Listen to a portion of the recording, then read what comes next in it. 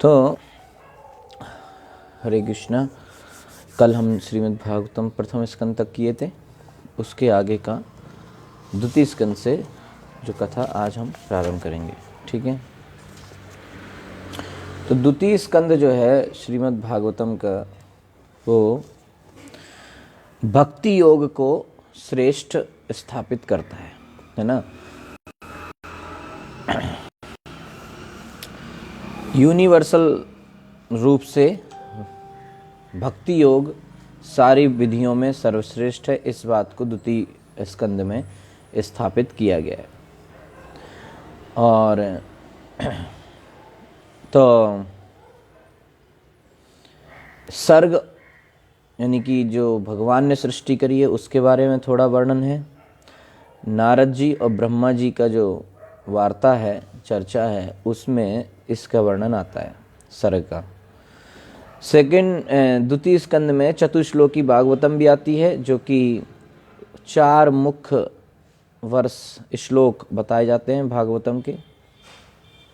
ठीक है, और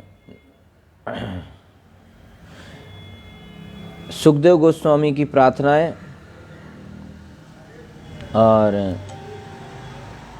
इस तरीके से विराट रूप का वर्णन और 10 भागवतम के 10 विषय। ठीक है, तो हमने देखा था कल कि प्रश्न था, परीक्षित महाराज जब सुखदेव गोस्वामी से मिले तो क्या प्रश्न हुआ? How to live, how to leave, जीवन जीना कैसे है और इस जीवन से जाना कैसे है। ठीक है, जीना कैसे है और जाना कैसे है ना।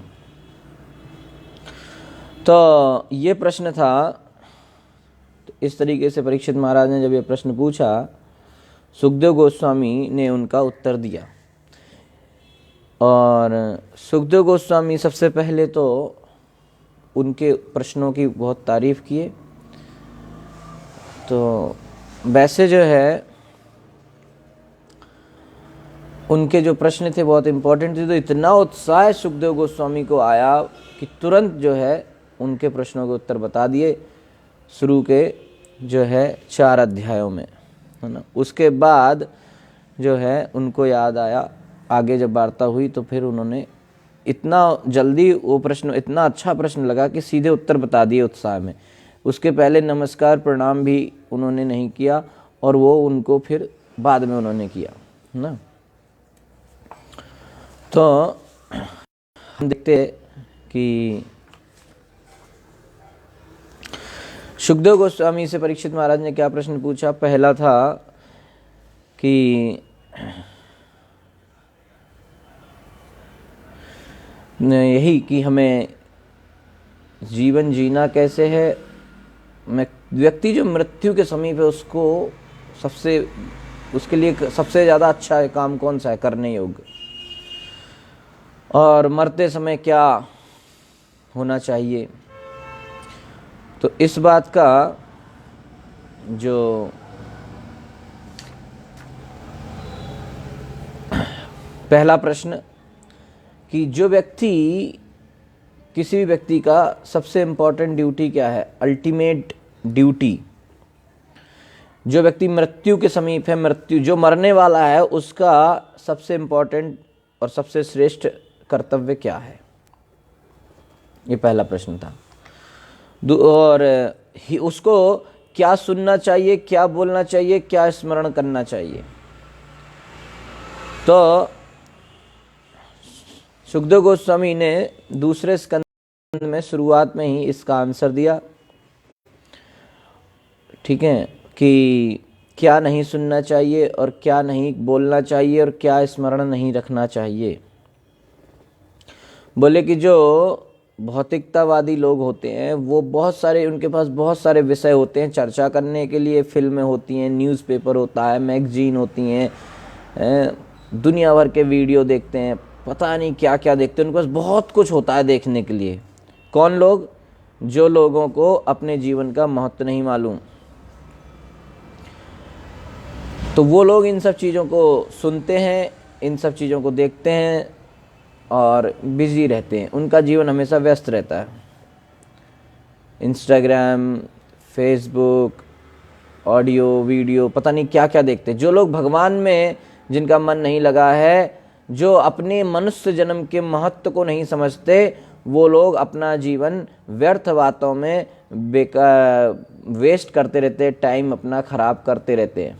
उनके पास, सुखदेव गोस्वामी कहते हैं, उनके पास सुनने के लिए, बोलने के लिए, स्मरण रखने के लिए बहुत सारे टॉपिक हैं। कितनी सारी बातें हैं, न्यूज़ भी सुनना है, टीवी वो सीरियल्स भी देखना है, मूवी भी देखना है, वेब सीरीज़ भी देखना है, फिर वो शॉर्ट वीडियो भी देखना है, फिर मैगजीन भी पढ़ना है, कितना सारी चीज़ें करनी है, फिर इन सबको फॉरवर्ड करना है, शेयर करना है। तो कहाँ से समय आएगा भगवान के नाम जप करने का? लोग कहते रहे हमारे पास समय ही नहीं है, कहाँ करें प्रभु जी, इतना बिजी है। बिजी कहाँ है, भौतिक चीज़ों में बिजी हैं। तो सुखदेव गोस्वामी कहते हैं कि ऐसे लोग जो हैं वो हर क्षण जो है मृत्यु के करीब जा रहे हैं। वो अपना जीवन धीरे धीरे निकाल रहे हैं और मृत्यु की तरफ बढ़ रहे हैं। लेकिन जो लोग भगवान के भक्त हैं, उनको, जो लोग अपने मनुष्य जीवन को सार्थक करना चाहते हैं, मनुष्य जीवन के महत्व को समझते हैं, उन लोगों के पास सिर्फ एक विषय है, सुनने के लिए, बोलने के लिए और स्मरण रखने के लिए। एक ही विषय है। वो क्या है? भगवान हरि की कथा, नाम, कीर्तन, गुणगान। श्रोतव्य कीर्तितव्यश्च स्मृतव्य भगवान निर्नाम। भगवान हरि, कृष्ण के बारे में सुनना, कृष्ण के बारे में बोलना, यही उनको अच्छा लगता है। कृष्ण को स्मरण रखते हैं। ठीक है। तो इस तरीके से उन्होंने, सुखदेव गोस्वामी ने भक्ति योग को सर्वश्रेष्ठ बताया और मनुष्य का अल्टीमेट ड्यूटी बताया कि उसे भक्ति करनी चाहिए कृष्ण की। तो कुछ वहाँ पे जब सुखदेव गोस्वामी परीक्षित महाराज को ये बात बता रहे थे, तो वहाँ पे और ऋषि भी बैठे होंगे, तो उनको समझाने के लिए उन लोगों का अपना अपना विचार हो सकता है। ज्ञान योग, कर्म योग, देवी देवताओं की पूजा, अष्टांग योग, इन सब चीज़ों को लेके तो सुखदेव गोस्वामी ने दूसरे स्कंद के पहले से तीसरे अध्याय तक भक्ति योग के श्रेष्ठता को सिद्ध किया। ठीक है। भक्ति योग किस तरीके से अष्टांग योग से श्रेष्ठ है, और इस तरीके से सारे योग, जितने भी ज्ञान योग, कर्म योग, अष्टांग योग, इन सब से श्रेष्ठ है भक्ति योग। तो इसको उन्होंने 3 अध्याय तक इस बात को सिद्ध किया। ठीक है। तो कहते हैं कि जो भक्ति, जो लोग देवी देवताओं की पूजा करते हैं, उनको पता नहीं कि वास्तव में जो देवी देवताओं के द्वारा मिला हुआ वरदान है वो उनको कृष्ण से ही मिलता है। तो इस तरीके से देवी देवताओं से जो वरदान मिलता है वो इनसिग्निफिकेंट है, छोटी छोटी चीज़ें ले सकता है। ठीक है। तो सौनक ऋषि सूत गोस्वामी को आगे बताते हैं कि जो भगवान के भक्त नहीं हैं, उनकी दुर्भाग्यशाली स्थिति को हमें बताएं। तो परीक्षित महाराज ने आगे कहा कि मुझे जो दूसरे स्कंद का 3रा अध्याय का 13 से 25 श्लोक है, उसमें उनको जो भक्ति नहीं कर रहे हैं उनका क्या दुर्भाग्य है, वो एक एक क्षण मृत्यु की तरफ बढ़ रहे हैं, इसके बारे में वर्णन है। तो 4थे अध्याय से 7वें अध्याय में फिर आगे परीक्षित महाराज बोले कि मुझे सृष्टि के बारे में, सर्ग विसर्ग के बारे में बताइए। तो जब इस तरह से हुआ तो सुखदेव गोस्वामी ने पहले अपना प्रार्थनाएं उनको अर्पित किया, अपने गुरुदेव व्यासदेव को, भगवान को प्रार्थना, मंगलाचरण किया। क्योंकि इतना अच्छा प्रश्न परीक्षित महाराज ने पूछ दिया था कि वो मंगलाचरण ही नहीं बोले, एकदम से आंसर निकल गया उनके मुख से। फिर अब जब बात उन्होंने और विस्तार से समझनी चाहिए तो सुखदेव गोस्वामी पहले मंगलाचरण बोलते हैं। तो सर्ग विसर्ग भगवान की सृष्टि भगवान ने किस तरह से किया, सृष्टि कैसे बनती है, ये प्रश्न था। तो सुखदेव गोस्वामी कहते हैं कि एक बार इस तरह का प्रश्न नारद जी ने ब्रह्मा जी से किया था। ठीक है, तो ब्रह्मा जी से उन्होंने पूछा था कि ब्रह्मा जी आप जो है सारे सृष्टि को आप बनाते हैं, आप ही सृष्टि को पालन करते हैं, हमको तो लगता है आप ही सर्वश्रेष्ठ हैं। कौन बोला? नारद जी। किससे? ब्रह्मा जी से, कि हमको लगता है आप ही सर्वश्रेष्ठ हैं। लेकिन मैंने देखा है कि आप भी कभी कभी भजन करते रहते हैं, ध्यान लगाते, तो आप अगर सर्वश्रेष्ठ हैं तो आप किसका भजन करते हैं, किसका ध्यान आप लगाते हैं, आप हमें बताइए। तो उन्होंने नारद जी ने जो है इस तरीके से ब्रह्मा जी से 6 प्रश्न पूछे। पहला पूछा कि इस ब्रह्मांड का लक्षण क्या है। दूसरा प्रश्न पूछा कि ये ब्रह्मांड किसकी शरण में है। तीसरा, ब्रह्मांड किसने बनाया। चौथा, ये ब्रह्मांड किन किन चीज़ों से मिलके बना है। पांचवा, ये ब्रह्मांड कहाँ जाके मर्ज हो जाएगा, ये कहाँ ख़त्म होने के बाद कहाँ जाएगा। और छठवां, ये ब्रह्मांड किस चीज़ पर डिपेंडेंट है, किस पर टिका है, किस पर निर्भर है। तो ब्रह्मा जी ने इसका उत्तर दिया कि इस ब्रह्मांड का लक्षण क्या है कि ये भगवान के द्वारा बनाया हुआ है और जिन जिन चीज़ों से मिलके बना है वो सब तत्व जो हैं वो भगवान से ही निकले हैं, कृष्ण से। और ये ब्रह्मांड वास्तव में नारायण की शरण में है। और तीसरे प्रश्न का उत्तर में कि किसने इस ब्रह्मांड को बनाया, तो उसमें ब्रह्मा जी ने उनको किस तरीके से भगवान इस सृष्टि को करते हैं। भगवान ने जो है कारणोदक्षाई विष्णु का रूप रख के, कृष्ण जो है वो कारणोदक्षाई विष्णु के रूप में आते हैं, प्रकृति के ऊपर दृष्टिपात करते हैं और प्रकृति गर्भवती हो जाती है और उस तरह से फिर सृष्टि बनना चालू होता है। तो इस तरीके से उन्होंने बताया कि वास्तव में ब्रह्मांड जो पहले लेवल की सृष्टि है वो भगवान स्वयं करते हैं।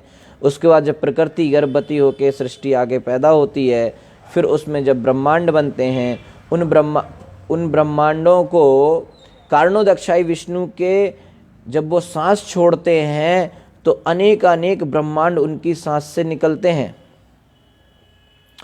तो जब वो ब्रह्मांड निकलते हैं तो वो डेड होते हैं, उनमें जीवन नहीं होता। तो उनमें जीवन देने के लिए कारणोदक्षाई विष्णु गर्भोदक्षाई विष्णु के रूप में एक एक ब्रह्मांड के अंदर चले जाते हैं और उस ब्रह्मांड में जीवन आता है। फिर उन वो गर्भोदक्षाई विष्णु उस ब्रह्मांड में सो जाते हैं, उनकी नाभि से कमल निकलता है, उस कमल पर ब्रह्मा जी का जन्म होता है। ब्रह्मा जी को कुछ पता नहीं रहता, ज्ञान कुछ होता नहीं है, उन्हें कुछ नहीं पता होता कि क्या है, कहाँ हूँ मैं, कौन हूँ, क्यों आया हूँ, ये सब क्या है, अंधेरा ही अंधेरा रहता है। तो ब्रह्मा जी को ब्रह्मा जी परेशान हो जाते हैं कि मैं हूँ कौन, क्यों आया हूँ, मेरा क्या मतलब, उन्हें कुछ भी नहीं पता होता। तो जब इस तरह से उन्हें कुछ भी पता नहीं होता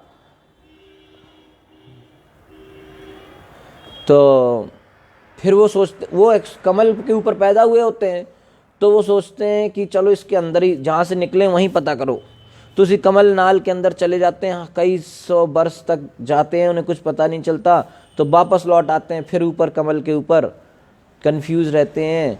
तो फिर उनको आवाज़ आती है कि तप, तो उनको लगता है कि तपस्या करना चाहिए। तो ब्रह्मा जी ने तपस्या किया सृष्टि से पहले। ठीक है, तो ब्रह्मा जी जब तपस्या किए तो उस तपस्या के बाद उनको भगवान का दर्शन होता है और भगवान उन ब्रह्मा जी को ज्ञान देते हैं। ठीक है, तो जब ब्रह्मा जी को ज्ञान मिल जाता है तब उनको समझ में आता है कि वो कौन है, उनका काम क्या है। तो सबसे पहले वो फिर भगवान कृष्ण के सामने प्रार्थनाएं करते हैं, स्तुति करते हैं, है ना। गोविंदम आदि पुरुषम तम हम भजामी, भगवान कृष्ण की स्तुति करते हैं ब्रह्मा जी।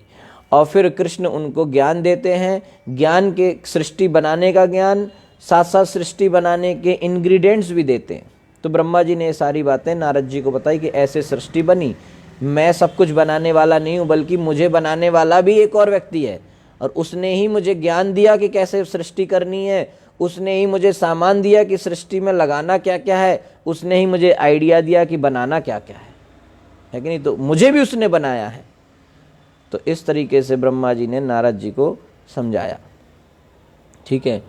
और उसके बाद 5वां प्रश्न था कि इसके बाद क्या होगा, तो बोले ब्रह्मांड जब प्रलय आती है, सृष्टि कम ब्रह्मांड जब समय हो जाता है, तो वापस सारी चीज़ें कारणोदक्षाई विष्णु के गर्भ में भगवान के अंदर सब सुप्तावस्था में चली जाती हैं। और किस चीज़ पर ये निर्भर करता है, तो सब कुछ जो है भगवान पर ही निर्भर करता है, सारा सब ब्रह्मांड सृष्टि भगवान पर ही टिकी हुई है। तो इस तरीके से ब्रह्मा जी ने और भगवान के अनेक अवतारों के बारे में भी बताया, और परमात्मा किस तरीके से भगवान कण कण में परमात्मा के रूप में व्याप्त हैं, और किस तरीके से भगवान कृष्ण ही सर्वश्रेष्ठ हैं, इस बात को ब्रह्मा जी ने नारद जी को समझाया। तो और फिर अंत में नारद जी से कहा कि हे नारद जी, ये जो मैंने ज्ञान तुमको दिया है, इसको जाओ और जन जन में फैलाओ, बाकी लोगों को इसके बारे में आप बताइए। तो फिर परीक्षित महाराज ने जब ये कथा सुनी कि किस तरीके से ब्रह्मा जी ने नारद जी को ज्ञान दिया और नारद जी समझ गए, और ज्ञान का मुख्य सार क्या था कि सर्वश्रेष्ठ भगवान हैं, उनकी भक्ति करना सर्वश्रेष्ठ काम है, सारा ब्रह्मांड सृष्टि जो कुछ भी हम चर अचर जगत में देखते हैं, सारा कुछ भगवान ने ही बनाया है, उनसे ही सब निकला। यानी कि यहाँ तक कि सृष्टिकर्ता ब्रह्मा को भी भगवान ने ही पैदा किया है, उनको ज्ञान सृष्टि करने का ज्ञान भी भगवान ने दिया है, उनको सृष्टि करने के लिए जो इंग्रेडिएंट्स चाहिए, जो सामान चाहिए, रॉ मटेरियल चाहिए, वो भी भगवान ने दिया है। सब कुछ भगवान ही करते हैं, उनसे बढ़कर कुछ नहीं है, ठीक है। तो इतना जब परीक्षित महाराज सुने, तो फिर आगे परीक्षित महाराज और जिज्ञासा किए कि महाराज सुखदेव गोस्वामी से कि आप हमें कृष्ण के बारे में कुछ और बताएं, ठीक है। कृष्ण के विषयों में कृष्ण के बारे में आप हमें समझाएं। तो उन्हीं ब्रह्मा, तो एक बार सुखदेव गोस्वामी बोले कि एक बार ब्रह्मा जी और भगवान की बातचीत हुई, तो उसको जो ब्रह्मा जी को भगवान ने ज्ञान दिया, उस बातचीत में आपके प्रश्न का उत्तर है, तो मैं वहाँ से बताता हूँ। तो प्रश्न क्या थे? परीक्षित महाराज का पहला प्रश्न था कि जीवात्मा ये भौतिक शरीर कैसे धारण करता है। दूसरा प्रश्न था कि भौतिक और आध्यात्मिक रूप के बारे में हमें बताएं, है ना। ब्रह्मा जी ने ये प्रश्न पूछे थे। जो परीक्षित महाराज ने जो प्रश्न पूछा, उस प्रश्न का उत्तर सुखदेव गोस्वामी ब्रह्मा जी और भगवान के बीच की बातचीत से निकाल के दे रहे हैं। तो ब्रह्मा जी का पहला प्रश्न था कि जीवात्मा जो है भौतिक शरीर में कैसे आ जाता है, ठीक है। और लगभग यही प्रश्न परीक्षित महाराज भी पूछे हैं और यही ब्रह्मा जी भी पूछे हैं। तो भौतिक और आध्यात्मिक शक्तियों के बारे में बताइए, आपका भौतिक रूप है, आध्यात्मिक रूप है, क्या है भगवान के, और भगवान की विभिन्न शक्तियाँ। तीसरा प्रश्न था कि भगवान की विभिन्न शक्तियाँ कैसे काम कर रही हैं, इसके बारे में बताइए। और भगवान, तीसरा प्रश्न है कि उनकी शक्तियाँ कैसे काम करती हैं, और चौथा है भगवान अपनी लीलाएं कैसे करते हैं। भगवान अपनी शक्तियों, जब भगवान लीला करते हैं तो उनमें उनकी शक्तियों का क्या रोल रहता है। थोड़ा टेक्निकल है ये द्वितीय स्कंद, लेकिन अभी हम लोग जो चर्चा कर रहे हैं वो 8वें अध्याय की कर रहे हैं। 10 अध्याय हैं द्वितीय स्कंद में। हम लोग ये जो कोर्स है ये कथा सार है, समरी शॉर्ट में सब डिस्कस कर रहे हैं। तो हम लगभग भागवतम के 335 अध्याय हैं, तो लगभग हम हर अध्याय को थोड़ा टच करते हुए चल रहे हैं, ठीक है। तो चौथा प्रश्न था कि भगवान जो लीलाएं करते हैं वो कैसे करते हैं, कैसे होती हैं उनकी लीलाएं, है ना। और पांचवा प्रश्न है कि आप मुझे वो दिशा निर्देश दें जिससे मैं आपके द्वारा दी हुई सेवा को बिना अभिमान किए और बिना बंधन में आए, है ना, मतलब मोह में, बिना अभिमान और मोह के मैं इस सेवा को कर सकूं। ऐसी आप मुझ पर कृपा करें, ऐसा आप मुझे दिशा निर्देश दें कि मैं कैसे करूं बिना अभिमान के। क्योंकि आपने मुझे ब्रह्मा बना दिया, अब मैं सबसे बड़ा आदमी हो गया तो अभिमान आ सकता है। तो बिना अभिमान के मैं और बिना मोह के मैं आपकी सेवा कर सकूं। आपने मुझे सृष्टि करने की सेवा दिया तो मैं ये सेवा कर सकूं, तो इसके लिए आप मुझे दिशा निर्देश दें। और छठवां प्रश्न था कि ये जो ब्रह्मांड है विराट रूप से कैसे निकला, ठीक है। और इसके बाद जो अंतिम, ओके, तो 10वां अध्याय, ये 9वें अध्याय तक है, और 10वें अध्याय में भागवतम के 10 विषयों के बारे में चर्चा है। तो उत्तर में क्या उत्तर आया? पहला प्रश्न था कि जीवात्मा भौतिक शरीर में कैसे फंस जाता है।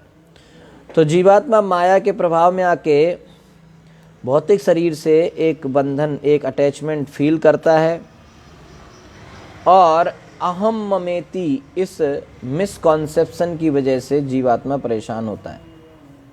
कौन सा कॉन्सेप्ट? अहम ममेति। अहम ममेति मतलब क्या होता है कि मैं और मेरा। जीवात्मा भगवान के साथ आनंद के साथ रह सकता है, भगवान के साथ सेवा में, लेकिन फिर भी जीवात्मा जो है वो भगवान से हट के कुछ करना चाहता है। भगवान की सेवा छोड़ के उसको लगता है भगवान कृष्ण कृष्ण कृष्ण, बस हर व्यक्ति कृष्ण की सेवा क्यों कर रहा है, हर व्यक्ति कृष्ण को ही क्यों मान रहा है, तो मुझे उसको कृष्ण जैसा बनने की इच्छा हो जाती है। तो वो कृष्ण बनना चाहता है, भोक्ता बनना चाहता है, कर्ता बनना चाहता है ना, कि सब कुछ मेरे अनुसार चले। हर व्यक्ति, अगर वास्तव में हम लोग सोचें और ऑनेस्टली देखें तो हमारे अंदर कहीं ना कहीं ऐसी इच्छा होगी कि हर चीज़ हमारे अनुसार हो, हम जैसा चाहें वैसा ही हो, हम जैसा चाहें वैसा सब लोग करें, ऐसा हमारे अंदर विचार है।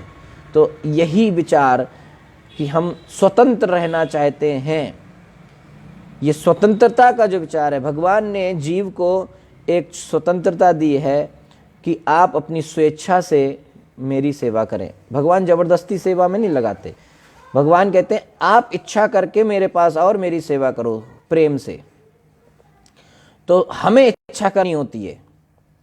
कई लोग से कहो कि प्रभु जी मंदिर में आइए, आएंगे प्रभु आएंगे, जब हरी इच्छा होगी तो जरूर आएंगे। हरी इच्छा नहीं होगी, हरि ने तो तुम्हें दे दिया डिपार्टमेंट की, तुम इच्छा करो। हरि को जबरदस्ती बुलाना होगा तो बुला ही लेंगे अपने पास, है कि नहीं।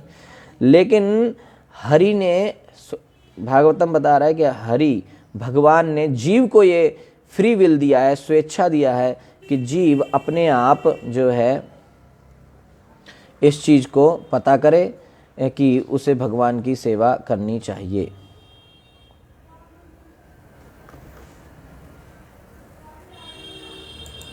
ठीक है, तो जीव की ये इच्छा होनी चाहिए कि मैं कृष्ण की सेवा करूंगा। भगवान ने जीव को स्वेच्छा दिया है कि तुम, अब जीव उस फ्री विल को, उस स्वेच्छा को दुरुपयोग करता है। अगर जबरदस्ती भगवान उसको सेवा में लगाते तो प्रेम नहीं है ना। भगवान कहते हैं मैंने तुम्हें स्वेच्छा दिया, तुम्हें प्रेम से जो करना है करो। तो कुछ लोग प्रेम से भगवान की सेवा करते हैं, अपनी इच्छा से जाते हैं भगवान के पास, सेवा करते हैं। लेकिन कुछ लोग को जब स्वेच्छा मिली कि तुम अपनी इच्छा से कुछ भी करो, तो फिर वो उस इच्छा का दुरुपयोग करके अपने आनंद, अपने भोग के लिए वो करता है। जैसे कि आपके घर में मान लो एक खाना बनाने वाला लगा हुआ है, तो वो रसोइया, उससे आपने उसको कहा कि भाई तुम्हारी जो इच्छा हो मेरे लिए बनाया करो प्रेम से, तो उसका काम बनता है कि वो समझे कि हमारे जो मालिक हैं उनको क्या पसंद है क्या नहीं पसंद है, उनको क्या अच्छा लगता है, उस अनुसार वो अपने आप बनाए प्रेम से। तो अगर उसके अंदर प्रेम होगा तो वो ऐसा करेगा, नहीं होगा तो नहीं करेगा। और अगर आपने उसको स्वेच्छा दे दी, फ्री विल दे दी कि तुम अपने अनुसार बनाते रहो जो भी तुम्हें अच्छा लगे प्रेम से, तो वो व्यक्ति क्या करता है कि वो उसको आपने फ्री विल दे दिया, स्वेच्छा दे दिया, तो उसका दुरुपयोग करके वो आपके लिए बना ही नहीं रहा है, वो अपने लिए बना रहा है। किचन आपकी, सामान आपका, खाना पीना तेल सब आपका, लेकिन वो अपने मन से काम करता है, उसको जो आता है बनाता है, आपको कभी खिलाता है नहीं भी खिलाता है, ठीक है, अपना सब मन मर्जी चल रही है। तो ऐसे व्यक्ति को तो फिर दंड मिलेगा ना। तो या तो आप उसको ज़बरदस्ती कहोगे कि सैलरी चाहिए तो वही बनाओ जो मैं कह रहा हूँ, फिर उस पर ज़बरदस्ती लगाया जाता है कि ये देख ये मेन्यू है यही बनाना है, नहीं तो निकाल देंगे जॉब से, है। तो फिर वहाँ प्रेम नहीं रहता, फिर वो बेचारा डर के मारे ठीक है क्या करें, है ना। तो भगवान ने हम लोगों को ऐसे स्वेच्छा दी है कि तुम अपनी इच्छा से मेरे पास आओ, अपनी इच्छा से भजन करो, अपनी इच्छा से मुझे भोग लगाओ, अपनी इच्छा से मेरी सेवा करो। ऐसे नहीं जब हरी इच्छा होगी तब करेंगे प्रभु जी, अभी क्या, फिर कभी नहीं होने वाला है कि नहीं।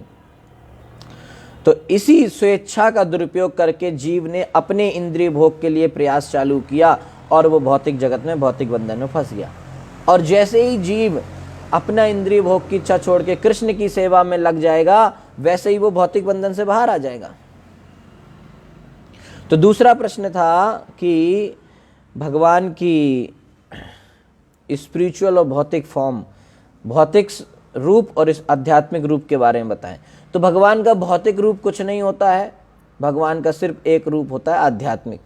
भगवान के ऐसा नहीं है कि जब वो भौतिक जगत में लीला करने आते हैं तो उनका एक शरीर उन्हें मिल जाता है जैसे जीवात्मा को शरीर मिलता है, ऐसा नहीं होता। भगवान के साथ ऐसा नहीं होता। भगवान है, सच्चिदानंद रूप हैं, वो वही रहते हैं। अगर वो कृष्ण बन के आए तो वही कृष्ण थे, वही सच्चिदानंद रूप है। वराहदेव वही सच्चिदानंद रूप है, ठीक है। तो उनका कोई भगवान का कोई भौतिक रूप नहीं होता, है ना।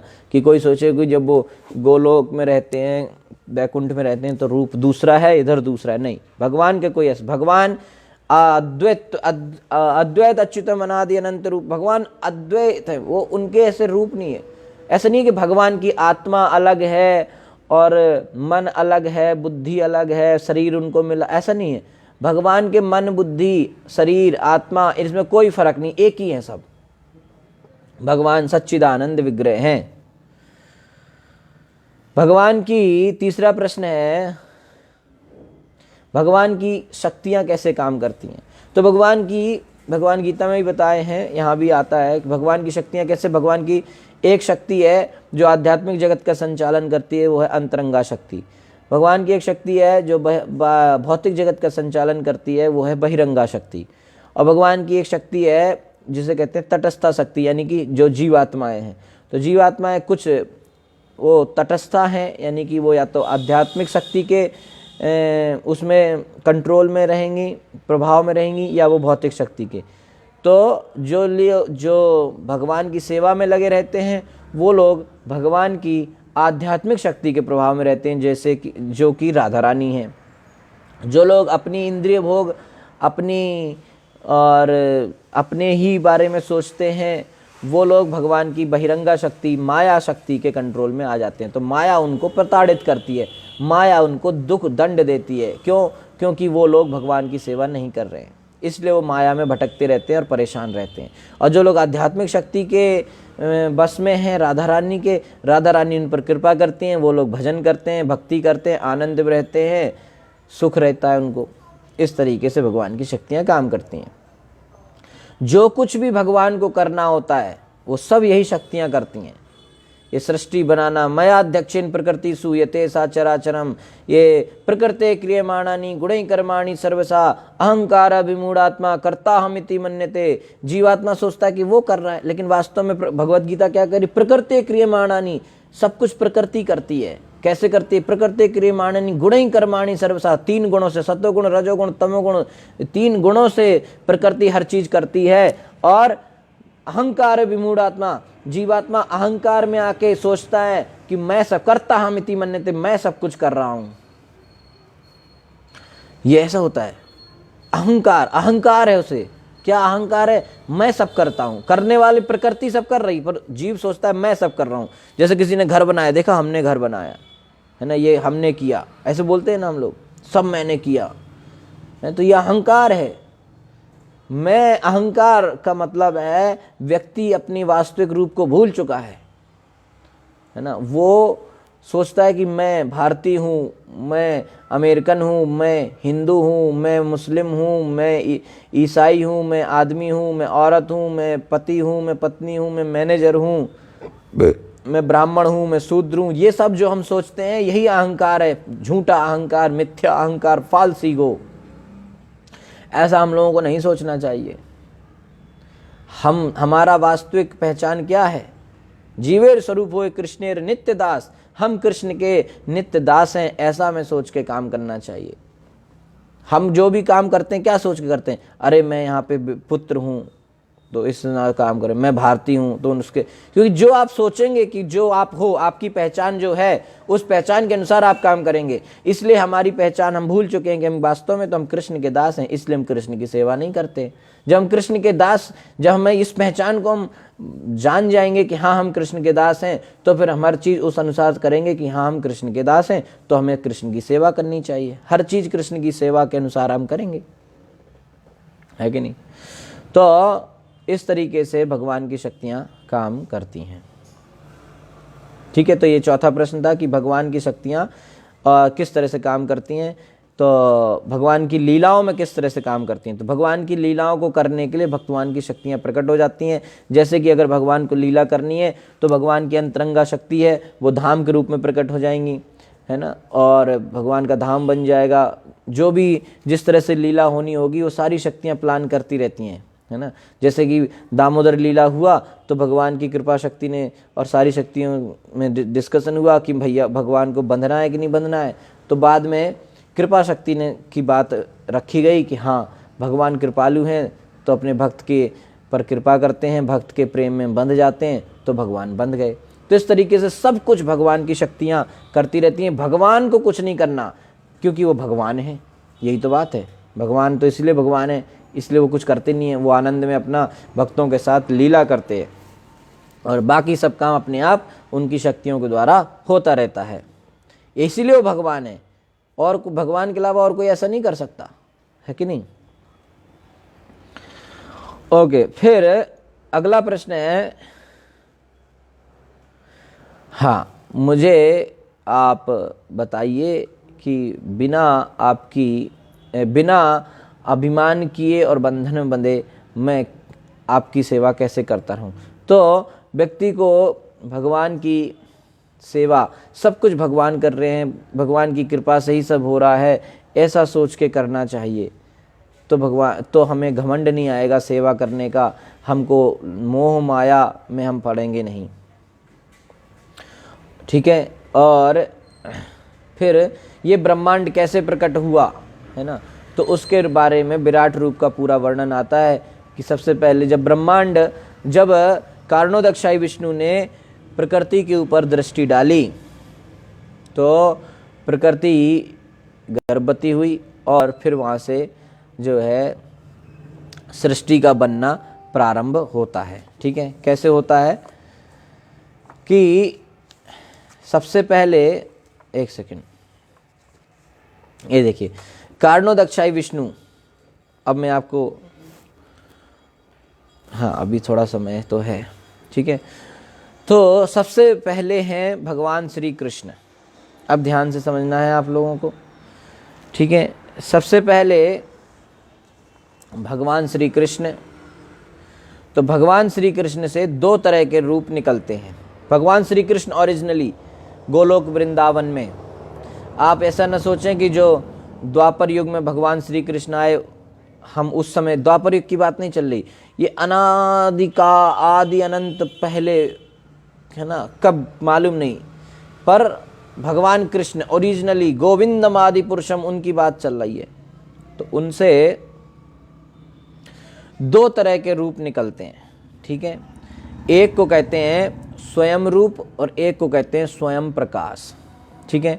स्वयं रूप भगवान का ओरिजिनल रूप, वृंदावन में गैया चराने वाला व्यक्ति, लड़का, काउहर्ड बॉय, ग्वाला, जो ग्वाले का रूप है वो भगवान का स्वयं रूप है, माने कि वही सबसे वास्तविक है।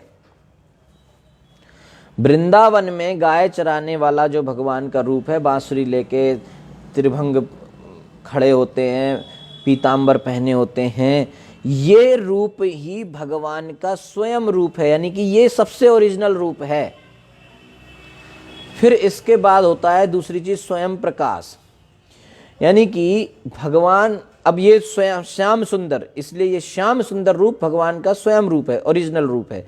इससे जो दूसरा फिर प्रभाव स्वयं प्रकाश, यानी कि इस रूप के दूसरे मैनिफेस्टेशन, यानी कि दूसरा प्राकट्य, ठीक है। तो वो प्राकट्य जब होते हैं तो दो तरह के होते हैं, एक होते हैं प्रभाव प्रकाश और दूसरे होते हैं वैभव प्रकाश। इन्हीं वैभव प्रकाश को तद एकात्म रूप भी कहा जाता है। तो जो दो कैटेगरी हुई, तो प्रभाव प्रकाश, स्वयं प्रकाश के दो कैटेगरी, प्रभाव प्रकाश और वैभव प्रकाश। प्रभाव प्रकाश में भगवान अपने आप को कई रूपों में प्रकट करते हैं, लेकिन सारे रूप एक जैसे रहते हैं, है ना। जैसे उदाहरण के लिए जब रास लीला हुआ तो भगवान ने बहुत सारे रूप प्रकट किए और हर गोपी के साथ कृष्ण के रूप में वो नृत्य कर रहे थे, तो सारे कृष्ण के जो रूप वहाँ प्रकट हुए वो एक जैसे थे, ठीक है। या फिर द्वारका में 16,108 उनकी रानियां हैं, सबका अपना अपना महल है, तो भगवान हर महल में जाके और अपनी रानी के साथ लीला करते हैं। तो वो जो हर महलों में भगवान जाते हैं वो सारे रूप एक जैसे होते हैं। जैसे रास लीला में एक जैसे कृष्ण सब जगह प्रकट हुए सब गोपियों के साथ, ऐसे द्वारका के महलों में कृष्ण एक जैसे ही रहते हैं, सब में एक साथ रहते हैं। तो इस तरह से जब कृष्ण का प्राकट्य होता है तो इसे कहते हैं प्रभाव प्रकाश, ठीक है। दूसरा जो प्राकट्य होता है उसे कहते हैं वैभव प्रकाश। उसमें क्या होता है, और इन्हीं का दूसरा नाम होता है तद एकात्म रूप। इसमें भगवान अपने दूसरे रूप में प्रकट होते हैं, तो मूड भी अलग रहता है और शरीर जो रूप है वो भी बदलता रहता है, ठीक है। मूड भी बदल जाता है, भाव और रूप भी बदल जाता है, ठीक है। तो ये दो तरह के होते हैं, एक होते हैं विलास और एक होते हैं स्वांश, ठीक है। विलास माने जो भगवान जब चतुर्व्यूह विस्तार करते हैं सृष्टि से पहले, तो 4 हाथ के चतुर्भुज रूप के विष्णु के रूप में प्रकट होते हैं। बैकुंठ में भगवान चतुर्भुज विष्णु रूप में रहते हैं, तो ये उनका विलास है, ठीक है। तो ये विलास में फिर प्रभाव विलास, एक जो नेक्स्ट कैटेगरी है वो है प्रभाव विलास, यानी कि जो भगवान चतुर्व्यूह एक्सपेंशन करते हैं, संकर्षण, अनिरुद्ध, प्रद्युम्न, वासुदेव, ठीक है। तो दो तरह के विलास हुए, प्रभाव विलास और वैभव विलास। तो प्रभाव विलास में ये चतुर्व्यूह संकर्षण, अनिरुद्ध, प्रद्युम्न, वासुदेव, और वैभव विलास में द्वितीय चतुर्व्यूह, है ना। तो द्वितीय चतुर्व्यूह एक्सपेंशन जब होता है तो उन चतुर्व्यूह से 3 विष्णु निकलते हैं, तो इस तरीके से टोटल 24 विष्णु रूप बन जाते हैं, ठीक है। तो जो पहला सेट है वो 4 दिशाओं को कंट्रोल करते हैं, है ना, चारों दिशाओं के देव देवता होते हैं। दूसरा जो है और 12 महीनों को जो कंट्रोल करते हैं, 12 महीने जो होते हैं, 12 महीने को 12 विष्णु अलग अलग रूपों में कंट्रोल करते हैं, उनके अधिष्ठाता देवता होते हैं। ठीक है, इस तरीके से ये 24 जो है विष्णु रूप बनते हैं। तो इनको विलास कैटेगरी में ये आते हैं। ठीक है, चतुर्भुज रूप, विष्णु रूप। ठीक है, ओके। दूसरा है, अब जो वैभव प्रकाश बताया था, यानी कि भगवान का रूप का प्राकट्य, मूड भी अलग, रूप भी अलग, उसमें एक विलास था जिसमें चतुर्भुज रूप के विष्णु आ गए 24। दूसरा है स्वांश। स्वांश माने भगवान का पार्शियल मैनिफेस्टेशन, ठीक है, विस्तार। तो उसमें आपके 6 तरह के अवतार आते हैं। ठीक है, पहला है लीला अवतार, दूसरा पुरुषावतार, तीसरा गुणावतार, फिर मनवंतर अवतार, युगावतार और शक्त्यावेश अवतार। 6 तरह के अवतार होते हैं। पुरुषावतार माने जब भगवान सृष्टि को बनाने के लिए पुरुष के रूप में प्रकट होते हैं और प्रकृति को माध्यम बना के सृष्टि करते हैं पुरुष के रूप में। तो वो कौन कौन से हैं? कारणोदक्षाई विष्णु, गर्भोदक्षाई विष्णु और क्षीरोदक्षाई विष्णु। गुणा अवतार, जब सृष्टि बन जाती है तो सृष्टि को चलाने के लिए प्रकृति जब चलाती है तो 3 गुणों से चलाती है, सत्वगुण, रजोगुण, तमोगुण। तो इन तीनों गुणों को कंट्रोल करने के लिए कृष्ण 3 अवतार लेते हैं। तो सत्वगुण को कंट्रोल करने के लिए विष्णु अवतार लेते हैं, रजोगुण को कंट्रोल करने के लिए ब्रह्मा जी के रूप में आते हैं और तमोगुण को कंट्रोल करने के लिए शिव जी के रूप में आते हैं। ठीक है, फिर होता है मनवंतर अवतार। तो जब सृष्टि बन जाती है, ब्रह्मा जी का जन्म हो जाता है तो ब्रह्मा जी सृष्टि बना देते हैं। तो इस सृष्टि को चलाने के लिए ब्रह्मा जी एक सरकार बनाते हैं जिसे कहते हैं मनवंतर सरकार। तो ये सरकार ब्रह्मा जी के एक दिन में 14 बार बदलती है और जब पूरा दिन हो जाता है तो वहां पर प्रलय होती है। तो और जब प्रलय होने के बाद जब ब्रह्मा जी की सुबह होती है तो फिर ब्रह्मा जी इसको बनाते हैं। तो ब्रह्मा जी के एक दिन पूरा सृष्टि चलता है, तो वो दिन जब खत्म होता है तो प्रलय होती है। पूरी प्रलय नहीं होती है, पार्शियल प्रलय होती है। प्रलय भी कई तरह की है। तो उस एक दिन में इस पूरी सृष्टि का मेंटेनेंस रखने के लिए एक सरकार बनती है जिसे कहते हैं मनवंतर सरकार, जो कि 14 बार बदलती है। तो इस मनवंतर सरकार को मनवंतर सरकार क्यों कहते हैं? क्योंकि इसका हेड होता है मनु, ब्रह्मा जी के उसमें चलते हैं। तो 14 मनु बदलते हैं। तो हर मनु का टाइम पीरियड, ब्रह्मा जी का जो एक दिन का टाइम पीरियड है वो है 1000 दिव्य युग। दिव्य युग होते हैं यानी कि सतयुग, त्रेता, द्वापर, कलयुग, ये 4 मिलके एक दिव्य युग बनाते हैं। जब 1000 दिव्य युग हो जाते हैं तो ब्रह्मा जी का एक दिन होता है। समझ में आ रहा है? तो ऐसे 1000 जब दिव्य युग होते हैं तो ब्रह्मा जी का एक दिन होता है। इस एक दिन में 14 मनु की सरकार आती है, यानी कि एक मनु के पास 71 दिव्य युग हुए सरकार चलाने के लिए। तो उस 71 दिव्य युग की जब सरकार चलती है तो इस सरकार में कोई भी चीज गड़बड़ न हो, हर चीज प्रॉपर चलती रहे, सारी व्यवस्थाएं प्रॉपर चलती रहे। तो ये किसकी जिम्मेदारी है? मनु की। लेकिन फिर भी और सब बढ़िया ऊपर ऊपर से मेंटेनेंस को देखने के लिए, कंट्रोल रखने के लिए भगवान भी एक अवतार लेके हर मनवंतर में आ जाते हैं, जिसे कहते हैं मनवंतर अवतार। ठीक है, तो जैसे ब्रह्मा जी के एक दिन में 14 बार मनु की सरकार बदलेगी तो भगवान 14 मनवंतर अवतार लेंगे, हर मनु के साथ एक अवतार में आएंगे। ठीक है, जैसे कि प्रधानमंत्री वास्तव में होता है और एक राष्ट्रपति भी होता है ऊपर से, जो ज्यादा इंटरफियर नहीं करता, लेकिन जब देखता है सिस्टम गड़बड़ हो रहा है तो राष्ट्रपति शासन लग जाता है और फिर सब चीज कंट्रोल में आ जाती है। तो इस तरह से मनवंतर अवतार एक तरीके से समझने के लिए बताया, एकदम वैसा नहीं है, पर मनवंतर अवतार माने वो सब कुछ ओवरऑल देखते रहते हैं कि सब सही चल रहा है कि नहीं चल रहा है। फिर होता है युगावतार।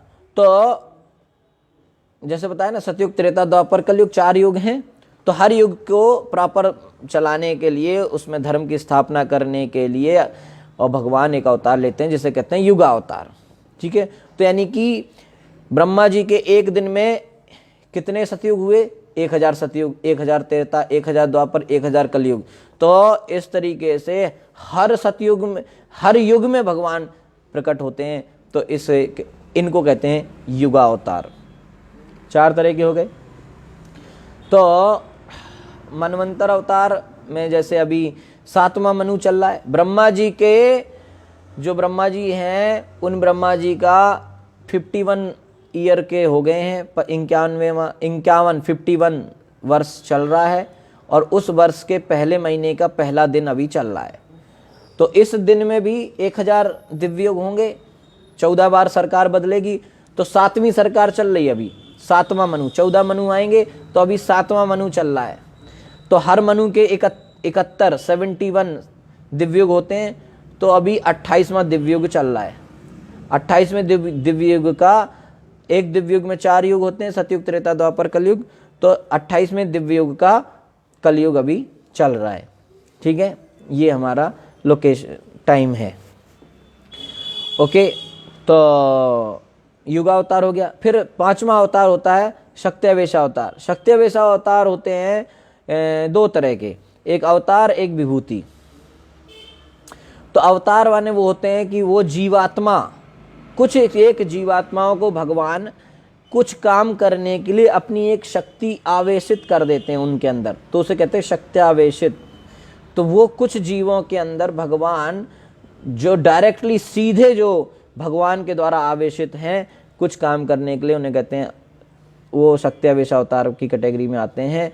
जैसे कि 4 कुमार, सनत, सनातन, संदन, सनत कुमार, जो कि ज्ञान के लिए, ज्ञान शक्ति जिनको मिली, नारद जी भक्ति शक्ति जिनको मिली, ब्रह्मा जी जिनको सृष्टि शक्ति मिली, अनंत जिनको भूधारण शक्ति मिली, शेष जिनको स्वसेवन शक्ति मिली सेवा करने की, पृथु महाराज जिनको पालन करने की शक्ति मिली, परशुराम जिनको दुष्टों का नाश करने की शक्ति मिली। और विभूतियाँ होती हैं जो भगवान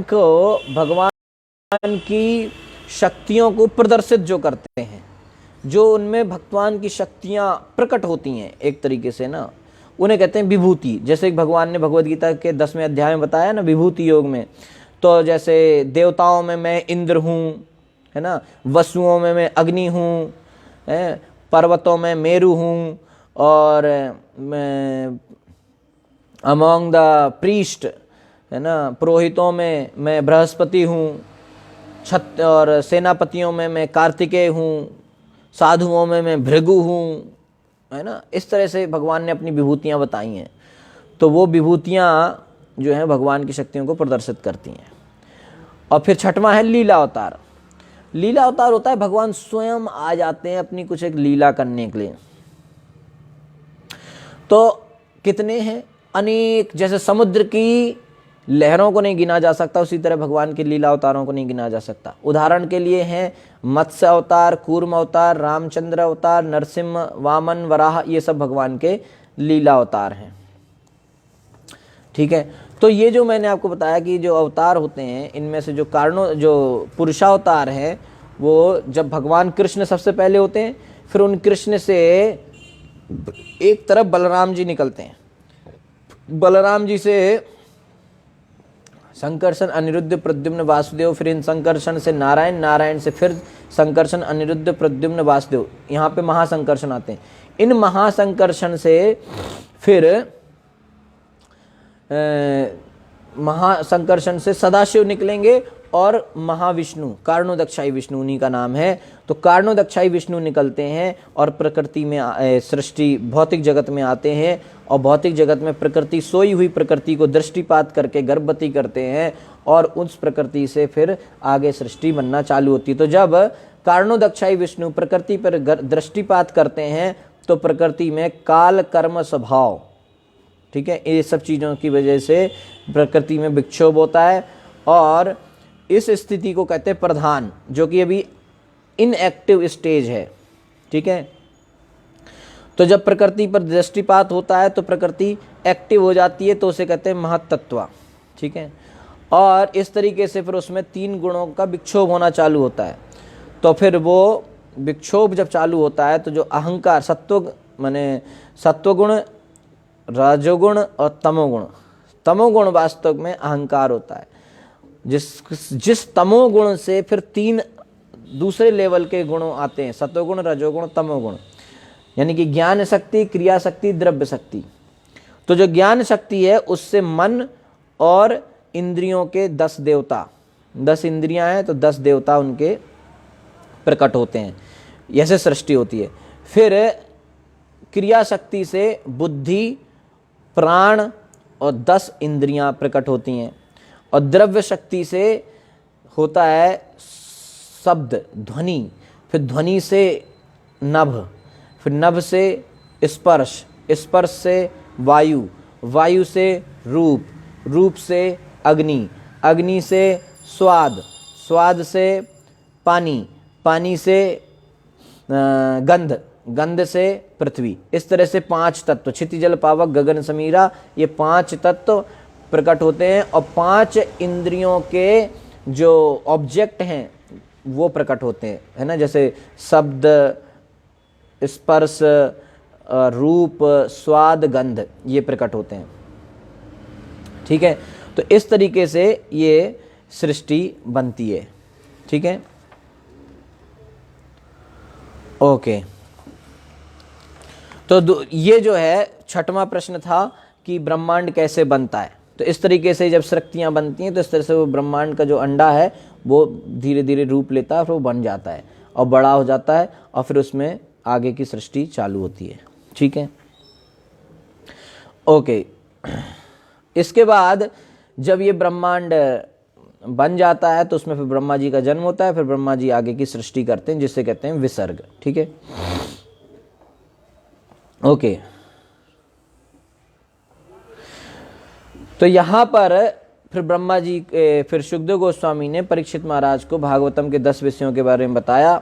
और शौनक ऋषि जो है इस संदर्भ, अभी क्या था कि आपने सुना था शौनक ऋषि ने विदुर के बारे में। अब आप थोड़ा बैकग्राउंड में जाइए, यहाँ तक की बात हो गई। तो परीक्षित महाराज ने उनको बता दिया।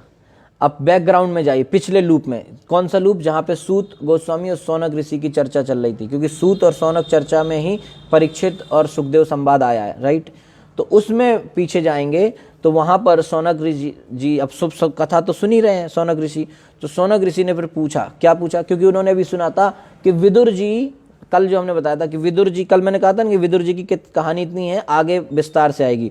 तो बताया कि विदुर जी जो है आए थे घूम के, यात्रा करके, और आए, तब तक लड़ाई उड़ाई सब खत्म हो गई थी महाभारत की। तो धृतराष्ट्र को बोले और धृतराष्ट्र को लेके चले गए, विरक्त बना दिए उसको, जंगल में ले गए हैं। तो यहाँ पर जब शौनक जी ने विदुर के बारे में सुना तो वहाँ पर फिर उन्होंने प्रश्न किया, ठीक है, कि इस विदुर जी कहाँ गए थे, क्या हुआ, ये सब हमें थोड़ा बताइए।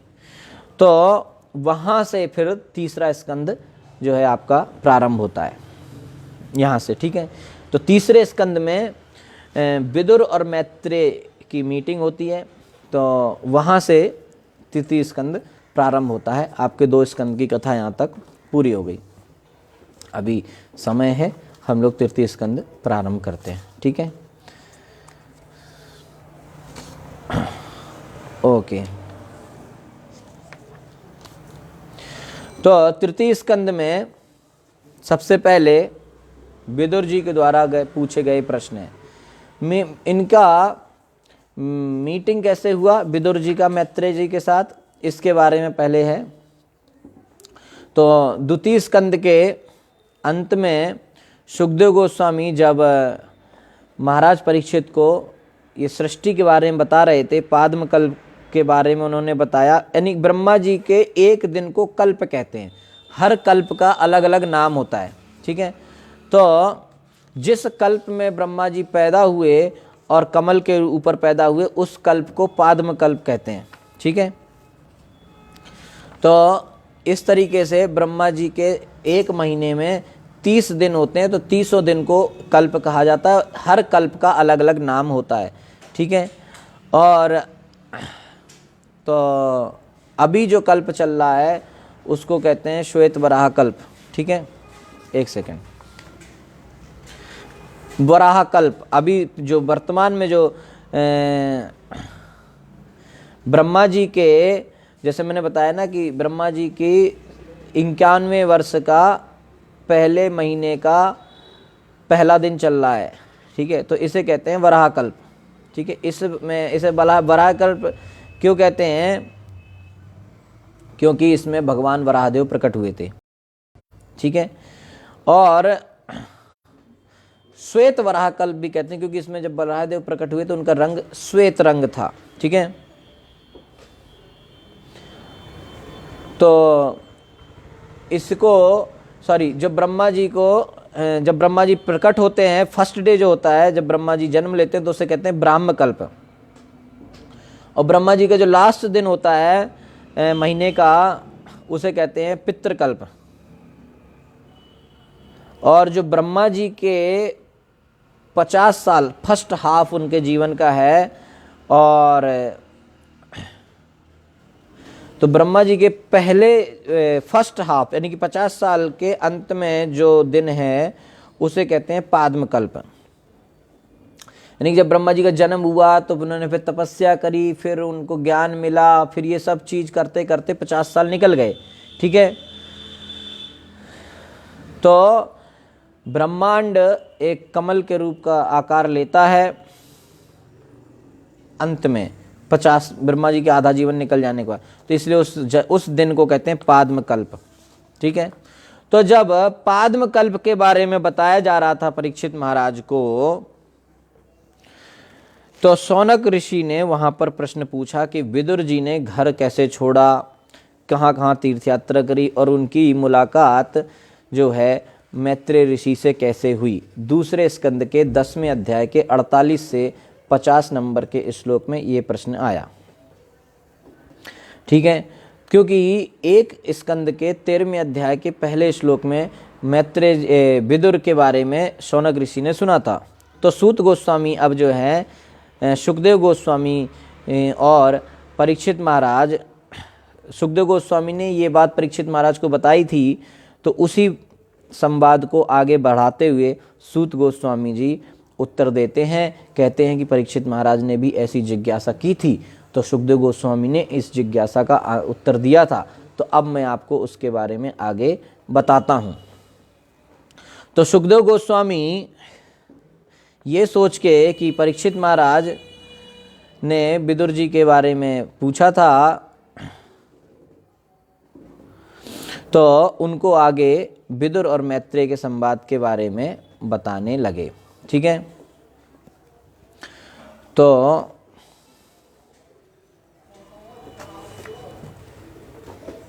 एक सेकंड,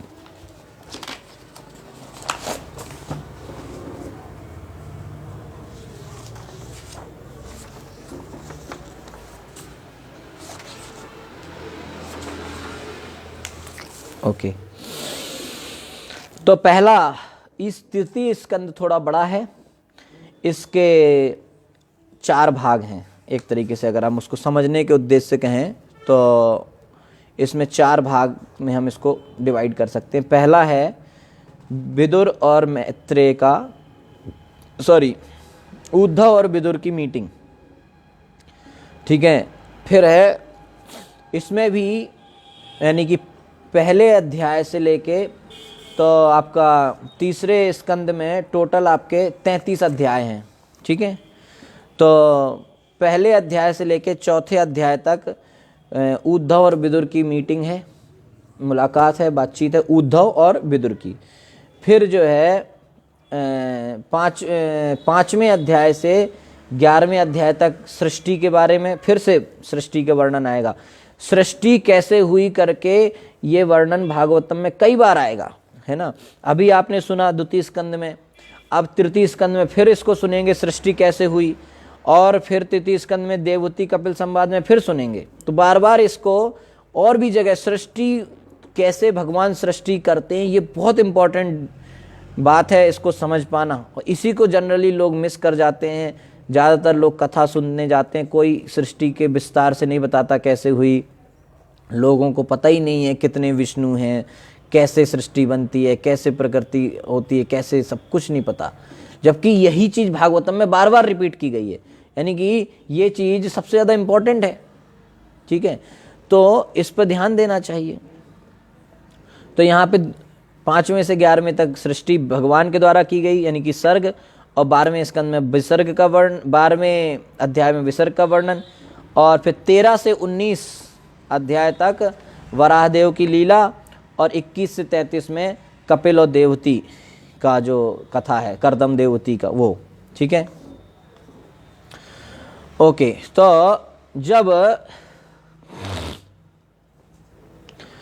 परीक्षित महाराज के प्रश्न का उत्तर देने के लिए सुखदेव गोस्वामी बोले, तो प्रश्न कहाँ था, उठा था, शौनक जी ने सूत गोस्वामी से पूछा था, उसका उत्तर देने के लिए परीक्षित महाराज और सुखदेव गोस्वामी का संवाद सूत गोस्वामी कोट करते हैं, क्योंकि उस संवाद में, अब आप तीसरे लूप में जाएंगे, वही प्रश्न पूछा गया, उसका उत्तर सुखदेव गोस्वामी ने दिया। और सुखदेव गोस्वामी ने क्या कहा कि परीक्षित महाराज, आपके जो प्रश्न हैं उन प्रश्नों का उत्तर, एक वही सेम प्रश्न एक बार विदुर जी ने मैत्रेय जी से पूछे थे, तो मैं उसी से आपका उत्तर देता हूँ। मैत्रेय ऋषि ने जो उत्तर दिए थे वही। ठीक है, तो ये मतलब लिंक आपको हम बता रहे हैं कि कहाँ से ये टॉपिक चालू हो गया। ठीक है, तो जो परीक्षित के प्रश्न थे उसका उत्तर विदुर मैत्रेय संवाद में छिपा था, इसलिए सुखदेव गोस्वामी उसका उत्तर दे रहे हैं। और सूत गोस्वामी क्यों दे रहे हैं, क्योंकि शौनक ऋषि ने विदुर जी के बारे में जानने की जिज्ञासा करी। तो हुआ क्या था कि जब विदुर जी गए घूमने, यात्रा में निकल गए, जब दुर्योधन ने उनको निकाल दिया, तो वो सारे तीर्थों की यात्रा कर रहे थे, तो वो प्रभास क्षेत्र में भी पहुंचे और वहां पर वो उद्धव जी से मिले।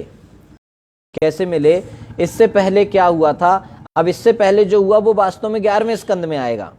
हुआ क्या था कि भगवान अपनी लीला कंप्लीट करना चाह रहे थे, तो उन्होंने अपनी लीला कंप्लीट करने के उद्देश्य से जो है प्रभास क्षेत्र में अपने सारे यदुवंश को नष्ट करवा दिया। खुद लीला ऐसी रची कि वो सब नष्ट हो गए। वो सब 11वें स्कंद में आएगा। उद्धव जी को आइडिया लग गया था कि भगवान शायद निकलने वाले हैं और मैं यहाँ पे अकेला रह जाऊंगा भगवान के विरह में, तो वो चले गए भगवान के पास। तो भगवान समझ गए। भगवान ने उद्धव जी से कहा कि तुम जाओ बद्रिक आश्रम में, मेरा संदेश लेके वहाँ के ऋषियों को मेरा जो है ज्ञान उनको दो। तो उद्धव वहाँ से निकले, लेकिन उद्धव रास्ते में वापस लौट आए। उन भगवान के बिना वो रह ही नहीं पा रहे थे। भगवान के वियोग में वो आगे बढ़ ही नहीं पाए, वापस आ गए। बोले भगवान इधर क्या हुआ, यहाँ सब लीला हो चुका था, सारा यदुवंश नष्ट हो चुका था। भगवान जो है पेड़ के नीचे आराम से बैठे हुए थे और अपना जाने वाले थे। उसी समय गोविंदा, उसी समय उद्धव जी वापस आ गए, वहां मिल गए। बोले भगवान मैं आपके बिना नहीं रह सकता, आप चले जाओगे, मैं अकेले यहाँ क्या करूँगा। तो भगवान सोचे उद्धव तो बहुत प्रेम करते हैं, थोड़ा देर उनके साथ संगति किया।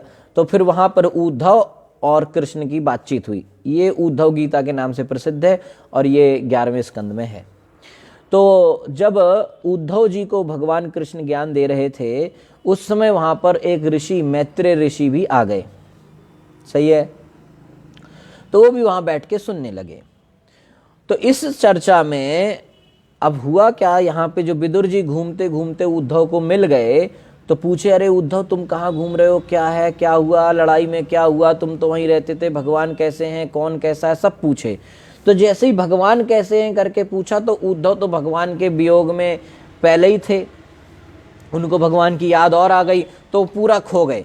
तो एक अध्याय में पूरा वो बहुत सारे श्लोकों में भगवान की लीलाओं के बारे में ही पहले बता डाले कि अरे वो भगवान ऐसे हैं, बचपन में क्या लीला। उद्धव जी वैसे वास्तव में भगवान के बहुत बड़े भक्त थे। बताते हैं कि उद्धव जी जब भगवान के बारे में बचपन में ही वो खाना पीना भूल जाते थे, भगवान के बारे में चर्चा करते रहते थे। तो जब उद्धव जी से मिले विदुर जी, तो वहाँ पर जो है उन्होंने पूछा कि ये जो पूरी घटना दुर्योधन ने इस तरह से किया और सब उद्धव जी मिले, तो उद्धव जी ने विदुर को बताया कि लड़ाई में क्या हुआ, ये सब बताया, और भगवान भी चले गए ये भी बताया। तो विदुर सुन के बड़े परेशान हो गए कि भगवान धरती छोड़ के चले गए। तो उद्धव जी बोले आप परेशान मत होइए, भगवान जब जा रहे थे तो आपके बारे में भी पूछे थे कि मेरा भक्त है विदुर। तो जब ये सुने कि जाते जाते मेरे बारे में भगवान ने मुझे याद किया था, तो उनको बड़ा अच्छा लगा कि बताइए इतनी सृष्टि में इतने भक्त हैं पर भगवान ने मुझे याद किया, क्या बात है। तो विदुर जी को बड़ा अच्छा लगा। विदुर जी बोले कि हे उद्धव, भगवान जब अंत में सिर्फ तुमसे मिले तो कुछ ना कुछ तो इम्पोर्टेंट बात बता के गए होंगे, तो वो मुझे बताओ। तो उद्धव जी बोले कि हाँ, भगवान से मेरी काफ़ी बातचीत हुई और भगवान ने आपके लिए भी कुछ संदेश दिया है। तो बोले आप मुझे बताओ। तो उद्धव जी बोले कि नहीं, मैं नहीं बता सकता, क्योंकि मैं आपसे उम्र में छोटा हूँ, आप मेरे चाचा के समान हैं, पिता के समान हैं, तो मैं आपको कैसे ज्ञान दे सकता हूँ। तो ये मर्यादा का ध्यान उन्होंने रखा। व्यक्ति को अपने से बड़े जो होते हैं उनको ज़्यादा ज्ञान नहीं झाड़ना चाहिए, भले खूब आता हो, है ना। आजकल के लोग खूब ज्ञान झाड़ते हैं, ऐसे नहीं करना चाहिए, नहीं तो वो ज्ञान खत्म हो जाता है। तो उद्धव जी ने नहीं बताया। लेकिन अब विदुर की तो समस्या थी कि वो ज्ञान मिले कैसे। तो उद्धव जी बोले कि वहाँ पर मैत्रेय ऋषि भी थे, और वास्तव में कृष्ण ने मैत्रेय ऋषि से कहा था कि विदुर आपको मिलेंगे और आपको ये ज्ञान विदुर को देना है। तो फिर विदुर जी बोले अच्छा, तो मैत्रेय जी कहाँ मिलेंगे। तो बोले वो हरिद्वार में मिलेंगे, आप वहाँ जाइए और वहाँ से पूछिए। तो फिर विदुर गए मैत्रेय को मिलने हरिद्वार, ठीक है। तो इस तरीके से हरिद्वार में विदुर की मैत्रेय जी से मुलाकात हुई और वहीं से विदुर मैत्रेय संवाद चालू हुआ, ठीक है। तो जो कि यहाँ पे आपका 5वें स्कंद से चालू होगा, तीसरे स्कंद के 5वें अध्याय से चालू होगा। 4थे अध्याय तक तो उद्धव और विदुर की मीटिंग थी, 5वें से मैत्रेय संवाद चालू होगा। और ये आपका जो है 5वें स्कंद के 15वें अध्याय तक चलेगा,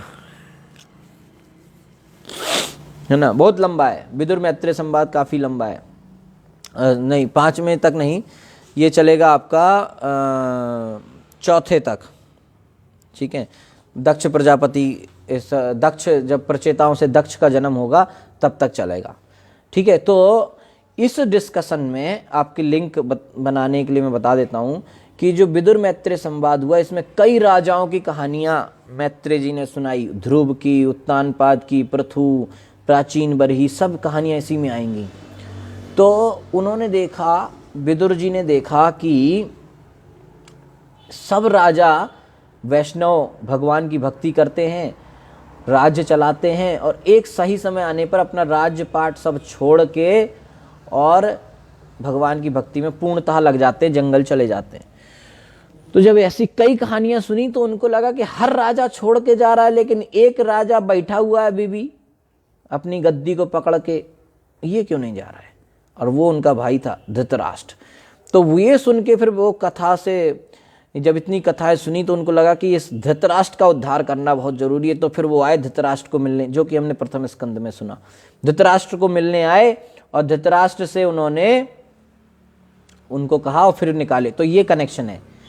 11वें स्कंद में कृष्ण उद्धव संवाद हुआ, ठीक है। तो भागवतम में चीजें यहाँ वहाँ हैं, क्रोनोलॉजिकल ऑर्डर में नहीं है, बट लॉजिकल हैं, क्योंकि भागवतम में हर चीज इधर उधर है, पर वो वैसे तो लगेगी कि यहाँ वहाँ क्यों है, लेकिन हमारे भक्ति को आगे बढ़ाने के लिए सब बिल्कुल प्रॉपर लॉजिकल ऑर्डर में ही है, हर चीज़ प्रॉपर है।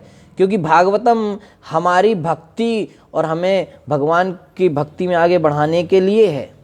तो उसमें जहाँ पे जो ज़रूरत थी वहीं पे वही चीज़ सेट की गई है।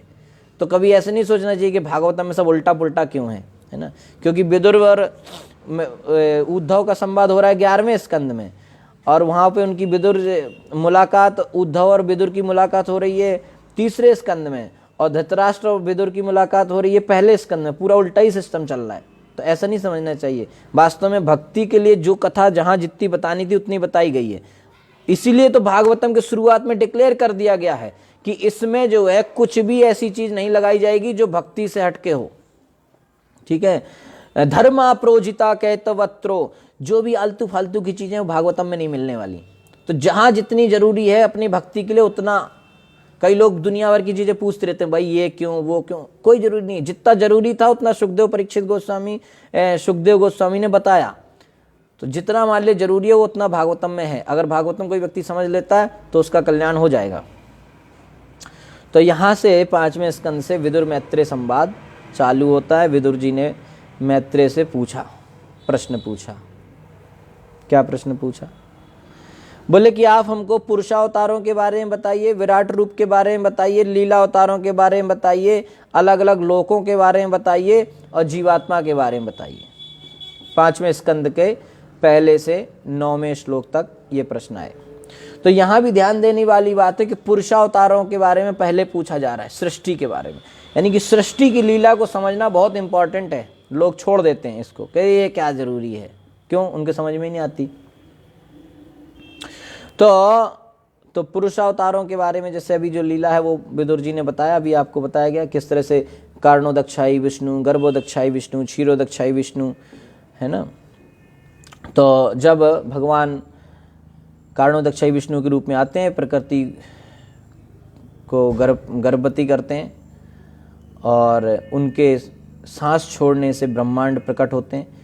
एक एक ब्रह्मांड में भगवान जान देने के लिए गर्भोदक्षाई विष्णु के रूप में प्रकट होते हैं। फिर उनकी नाभि से कमल निकलता है, उस पर ब्रह्मा जी आगे की सृष्टि करते हैं। फिर पूरी सृष्टि को चलाने के लिए कण कण में और हर जीवात्मा के हृदय में भगवान परमात्मा के रूप में निवास करते हैं, उन्हीं को क्षीरोदक्षाई विष्णु कहते हैं। भगवान एक हर ब्रह्मांड में एक लोकल ऑफिस भी बनाते हैं, क्षीर सागर है, जिसमें भगवान क्षीरोदक्षाई विष्णु के रूप में चतुर्भुज रूप में खड़े हुए उस रूप में वहां पर रहते हैं।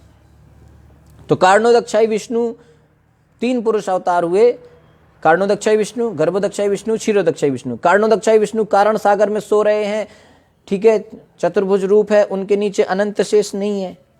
गर्भोदक्षाई विष्णु गर्भोदक्ष सागर ब्रह्मांड में सो रहे हैं, हर ब्रह्मांड में हैं और उनके नीचे अनंत शेष है, माता लक्ष्मी उनके चरण दबा रही हैं।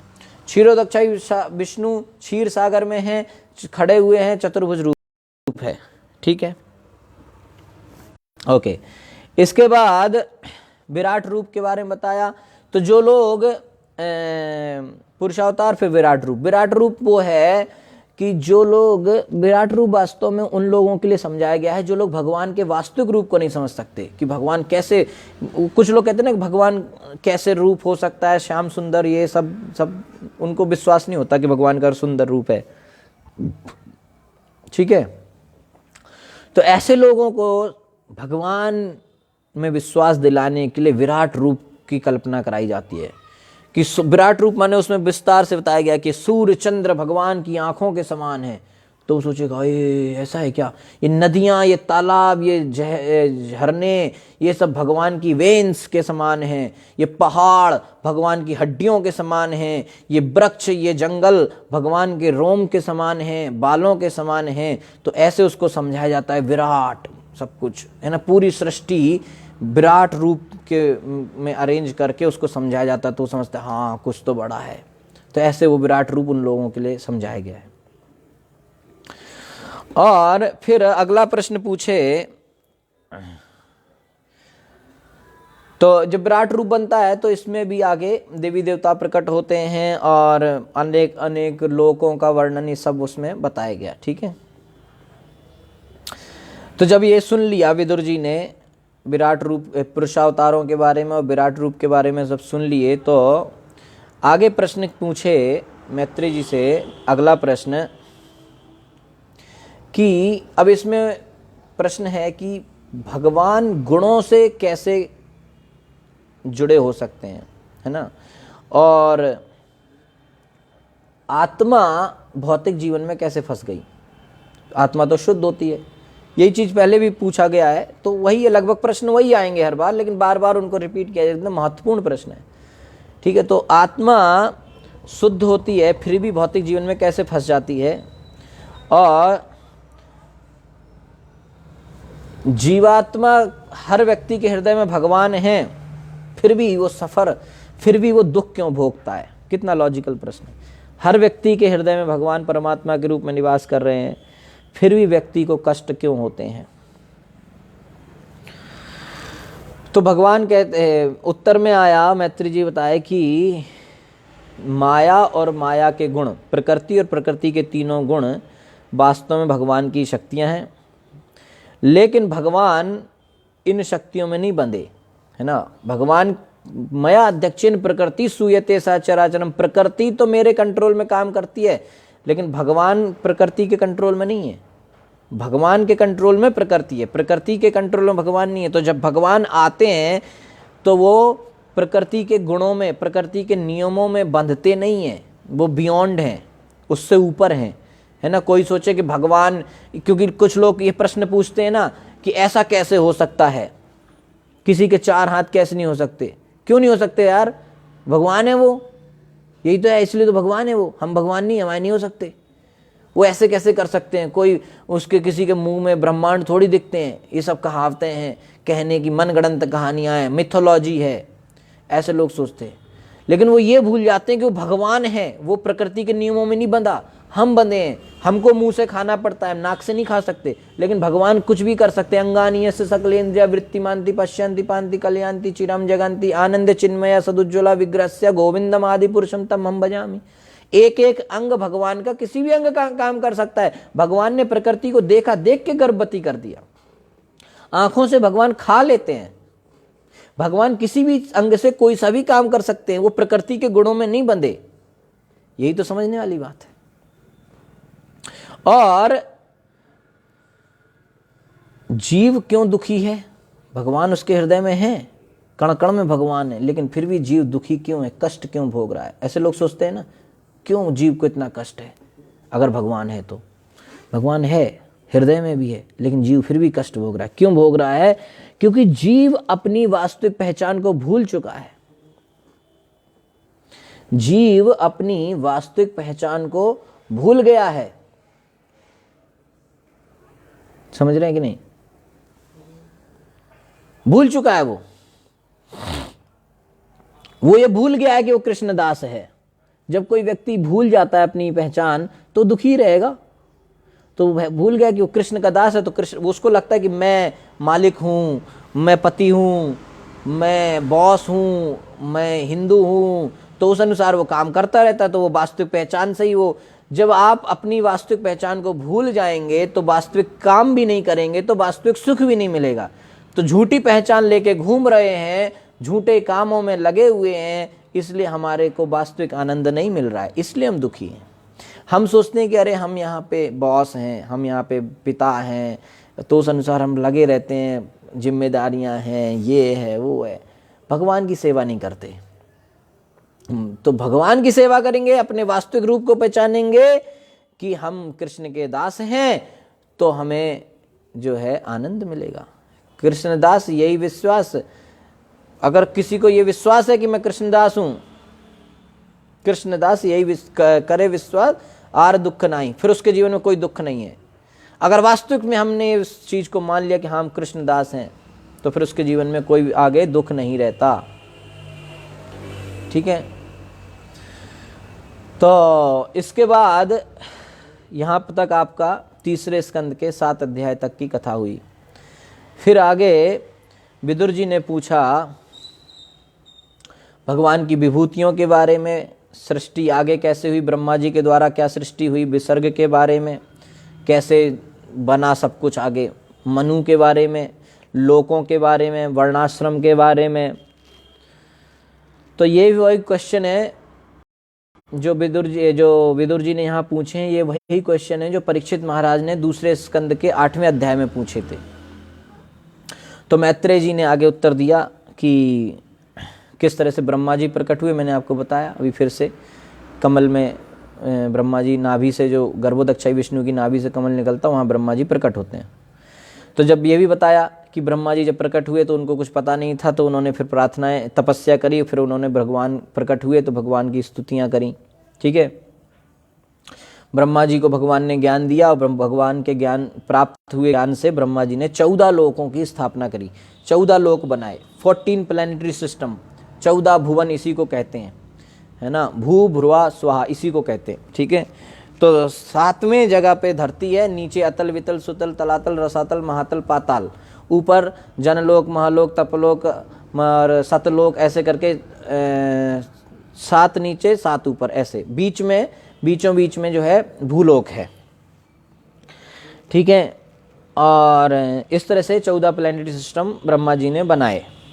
ठीक, ओके, और इन सब में जो जैसा जीव था उसको जैसे की जैसी योग्यताएं थीं उसके अनुसार स्थान दिया गया। स्थान किस आधार पे मिलता है, 2 आधार पे मिलता है, कर्म और स्वभाव। किसके क्या कर्म है और किसकी का स्वभाव है, उसके अनुसार उसे, कर्म का मतलब उसने व्हाट ही डिजर्व, एंड स्वभाव का मतलब व्हाट ही डिजायर, है ना। तो उस अनुसार उसको वो योनि या स्थान मिलता है। जैसे कोई व्यक्ति के स्वभाव है जंगली सा, मांस मछली खाने वाला, लेकिन कर्म के अनुसार राजा बनना है तो जंगल का राजा बनेगा, शेर, मतलब ऐसा बन सकता है, समझ रहे। तो इस तरीके से विदुर जी को उत्तर मिला। तो तीसरे स्कंद के 8 से 10 तक ये कथा चली। तो जब 8वें अध्याय में विदुर जी को बता रहे थे तो वहाँ पे समय के बारे में बताया गया। तो यहाँ पे वो चीज़ उन्होंने पकड़ ली और यहाँ पे प्रश्न पूछ लिया कि ये समय क्या है, काल क्या है ना। तो 10वें अध्याय में काल के बारे में बताया गया। अलग अलग तरह का समय होता है। समय वास्तव में भगवान के अनुसार चलता है। भगवान गीता में भी बोले कि मैं काल हूँ, कालो अस्मि, ठीक है। तो एक सेकेंड, ओके। तो सृष्टि के बारे में बताया गया, समय के बारे में बताया गया मैत्रेय जी के द्वारा विदुर जी को। तो थोड़ा हम इसको समझते हैं, ठीक है।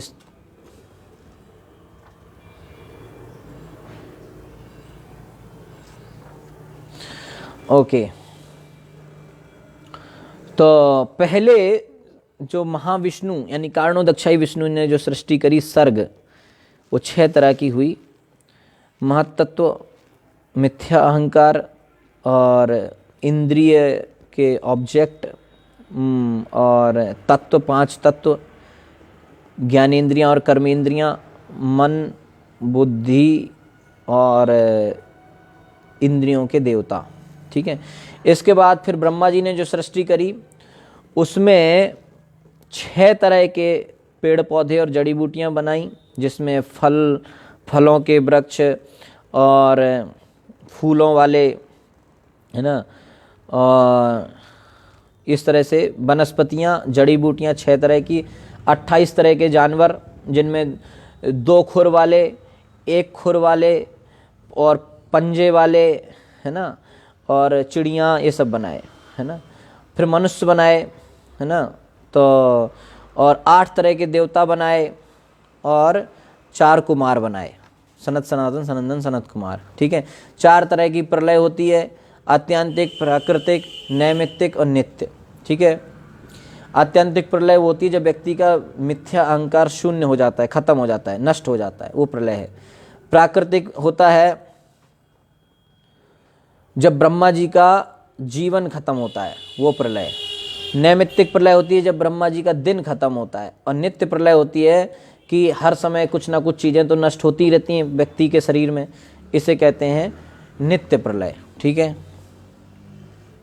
ओके। फिर समय के बारे में बताया गया। तो समय की गणना भी बताई कि जो है एक त्रुटि, समय की सबसे छोटी इकाई है त्रुटि, ठीक है। त्रुटि माने कितना समय होता है कि 8/13,500 सेकेंड, 8 में 13,500 से भाग दे दो, 8 डिवाइडेड बाई 13,500, 8/13,500 सेकेंड की एक त्रुटि। और 100 त्रुटि मिला के एक वेद, 3 वेद मिला के एक निमिष, 3 वेद मिला के एक निमिष, 3 निमिष मिला के एक क्षण, 5 क्षण मिला के एक काष्ठा, 15 काष्ठा का एक लघु, 15 लघु का एक नाडिका, 2 नाडिका के बराबर एक मुहूर्त। यहाँ तक आपने सुना ना होगा, मुहूर्त शब्द सब जानते हैं। मुहूर्त यहाँ से आता है, यानी कि एक मुहूर्त 2 नाडिका के बराबर होता है, यानी कि लगभग 1 घंटे का। और 6 मुहूर्त मिला के एक प्रहर, यानी कि लगभग 3 घंटे का एक प्रहर होता है, ठीक है। और 4 पहर मिला के एक दिन, इतनी ही रात, तो 8 पहर का मतलब 24 घंटा हो गया। 15 दिन मिला के एक पक्ष, और 2 पक्ष मिला के एक महीना, 2 महीना मिला के एक ऋतु, 6 महीना मिला के एक उत्तरायण दक्षिणायन जो होता है, और 2 उत्तरायण दक्षिणायन मिला के एक वर्ष। 100 वर्ष जो होते हैं वो साधारणतया उम्र व्यक्ति की होती है, ठीक है। बाकी ब्रह्मा जी के जो 100 वर्ष हमारे इस तरह से जब हो जाएंगे 100 वर्ष, तो 4,32,000 साल जब हो जाते हैं तो कलयुग होता है।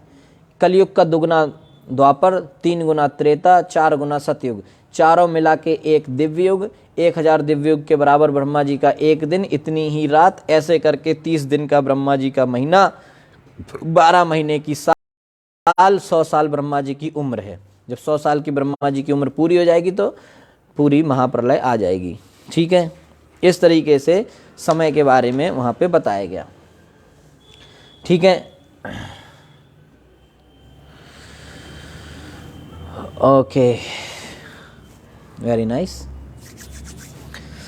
आगे जो है बताया गया कि किस तरीके से कुमारों की सृष्टि हुई। तो सबसे पहले ब्रह्मा जी ने क्या बनाया, विसर्ग में ब्रह्मा जी ने 5 तरह की सृष्टि करी। सबसे पहले ब्रह्मा जी ने अज्ञान की वृत्ति बनाई। ठीक है, और अज्ञान वृत्ति, अंध तमिश्रम, तमिश्रम महामोहम, मोहम और तमस, 5 चीजें। ठीक है, मतलब पहली चीज बनाई तमस। तमस यानी कि अब सृष्टि बन क्यों रही है ये समझना बहुत जरूरी है। सृष्टि इसलिए बन रही है, ओके लेट्स सी, जैसे कि एक बच्चा घर में अपनी मम्मी से कहता नहीं हमको भी अपना किचन सेट चाहिए, है ना। अब ध्यान समझने वाली बात है, थोड़ा टेक्निकल हो रहा है। ठीक है, तो कितना समय है, हाँ अभी हैं 10-15 मिनट। तो ये चलता है कि भाई बच्चा बोला कि हमें भी अपना सिलेंडर चाहिए। छोटे बच्चे कहते हैं ना हम भी खाना बनाएंगे, तो उनको एक छोटा सा किचन सेट दे दिया जाता है, छोटा सा सिलेंडर, छोटा सा चूल्हा, छोटी सी गैस, सब छोटे छोटे बर्तन, छोटी छोटी चाय, सब वो बना के पीते रहते हैं, खाते पीते रहते, बोले सब बच्चे खेलते रहते हैं। आज हमने रसगुल्ले बनाए, कचौड़ियाँ बनाई, पकौड़े बनाए, मालपुआ बनाया, चाउमीन बनाई, डोसा बनाया, इडली बनाया, सांभर बनाया, unniappam, North Indian, South Indian, Italian, Russian, Chinese, सब बनाते रहते हैं वो लोग, दिन भर खेलते हैं उसी खिलौने से, है कि नहीं। तो क्यों उसको दिया गया, उसके अंदर माता को देख के ये भाव आया कि हम भी ऐसा करें। वो कर नहीं सकता लेकिन उसके अंदर आया, तो उसको एक अलग से दे दिया कि ले तू अपनी इच्छा पूरी कर, खिलौना दे दिया। असली चीज दे नहीं सकते, असली दे देंगे तो वो हाथ पैर जला लेगा, सब बर्बाद कर देगा, है कि नहीं। तो इसी तरीके से जीवात्मा के अंदर ये विचार आया कि वो कृष्ण के जैसे सब कुछ करना चाहता है, मैनेजर बनना चाहता है, बॉस बनना चाहता है, मेरे अनुसार सब चले, तो उसको भौतिक जगत रूपी खिलौना दे दिया गया। बोले कि बहुत फेमस गाना था, दुनिया बनाने वाले काहे को दुनिया बनाई। तो इस बात का उत्तर भागवतम में दिया गया, दुनिया इसलिए बनाई कि जो जीवात्मा था उसके अंदर ये इच्छा थी, उसके अंदर ईश्वरत्व की इच्छा आई कि मैं ईश्वर जैसे काम करूं, मैं मैनेजर बनूं, मैं बॉस बनूं, कर्ता बनूं, भोक्ता बनूं, एंजॉय, सब कुछ मेरे लिए हो, सब कुछ मेरे अनुसार हो, मैं जो कहूं वही हो। ये जीव के अंदर इच्छा आई तो उसको भौतिक जगत में डाल दिया गया कि ले बन जा, तेरे को कंट्रोलर बनना, चल परिवार का मालिक बन जा, 5-6 लोग तो तेरी बात सुने कम से कम। इसलिए सब लोग हर जगह, इसलिए लड़ाई क्यों है भौतिक जगत में, सब लोग अपनी बात मनवाना चाह रहे हैं, क्योंकि सब गॉड बनना चाहते हैं, ईश्वर बनना चाहते हैं, दास कोई नहीं बनना चाहता। इसलिए भक्तों की संख्या कम है, क्योंकि भक्ति में वही चलता है जो दास बनना चाहता है, और भौतिक जगत में हर आदमी बॉस बनना चाहता है। तो बॉस और दास उल्टा है, भक्ति में दास बनो और भौतिक जगत में लोग बॉस बनना चाहते हैं, इसलिए वो भक्ति नहीं कर पाते, क्योंकि उसकी चेतना है, उसका स्वभाव क्या है, बॉस बनने का, तो भक्ति कर ही नहीं सकता, क्योंकि भक्ति में तो दास बनने वालों की जगह है। तो हमें अपने को बदलना है, हमें दास बनने की मेंटालिटी लानी है, जो कहा जाए वो करने का स्वभाव लाना है, यानी अपनी अपनी नहीं चलानी है।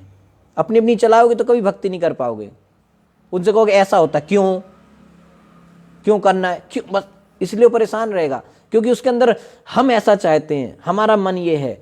अपने मन की मत सुनो, भगवान की सुनो, भक्तों की सुनो, गुरु की सुनो, शास्त्र की सुनो। दास बनना चाहिए, तो उसके अंदर ये ईश्वरत्व की भाव आने की वजह से वो व्यक्ति भौतिक जगत में आ गया। तो जब भौतिक, अब वो क्यों आया है यहाँ कि वो भगवान जैसा करे, है ना, तो उसको भुलाना पड़ेगा। पहली चीज है कि उसको भुलाओ कि तुम दास हो, उसको ये चीज पहले। तो ब्रह्मा जी ने सबसे पहली चीज बनाई तमस, यानी कि सबसे पहले वो जीव भूलता है कि वो है कौन, पहले वो भूलता है कि वो है कौन। फिर दूसरी चीज बनाई मोह, यानी कि पहले उसको अविद्या दिया कि वो भूल गया कि वो कौन है। फिर उसको मोह दिया कि वो इस शरीर को ही अपने आप मानने लगता है, फॉल्स आइडेंटिटी दी। पहले ओरिजिनल आइडेंटिटी भुलाई, फिर फॉल्स आइडेंटिटी दी कि तुम ये शरीर हो, तुम भारतीय हो, तुम स्त्री हो, तुम पुरुष हो, तुम ब्राह्मण हो, तुम क्षत्रिय हो, तुम भारतीय हो, ये हो वो हो, उसको ये दिया, फॉल्स आइडेंटिटी दी। तीसरी चीज क्या किए कि मोह के साथ फिर माया दिया, महामोह दिया कि ये मेरा है, इस शरीर से जुड़े, ये मेरी पत्नी है, ये मेरा पति है, ये मेरा घर है, ये मेरा बच्चा है, ये मेरा देश है, ये दिया। ठीक है, राग दिया, है ना, कि ये पॉजिटिवनेस दी कि मेरा मेरा वाला विचार दे दिया, तीसरी चीज। ठीक है, थोड़ा टेक्निकल है, ध्यान समझेंगे तो आएगा। चौथा दिया द्वेष।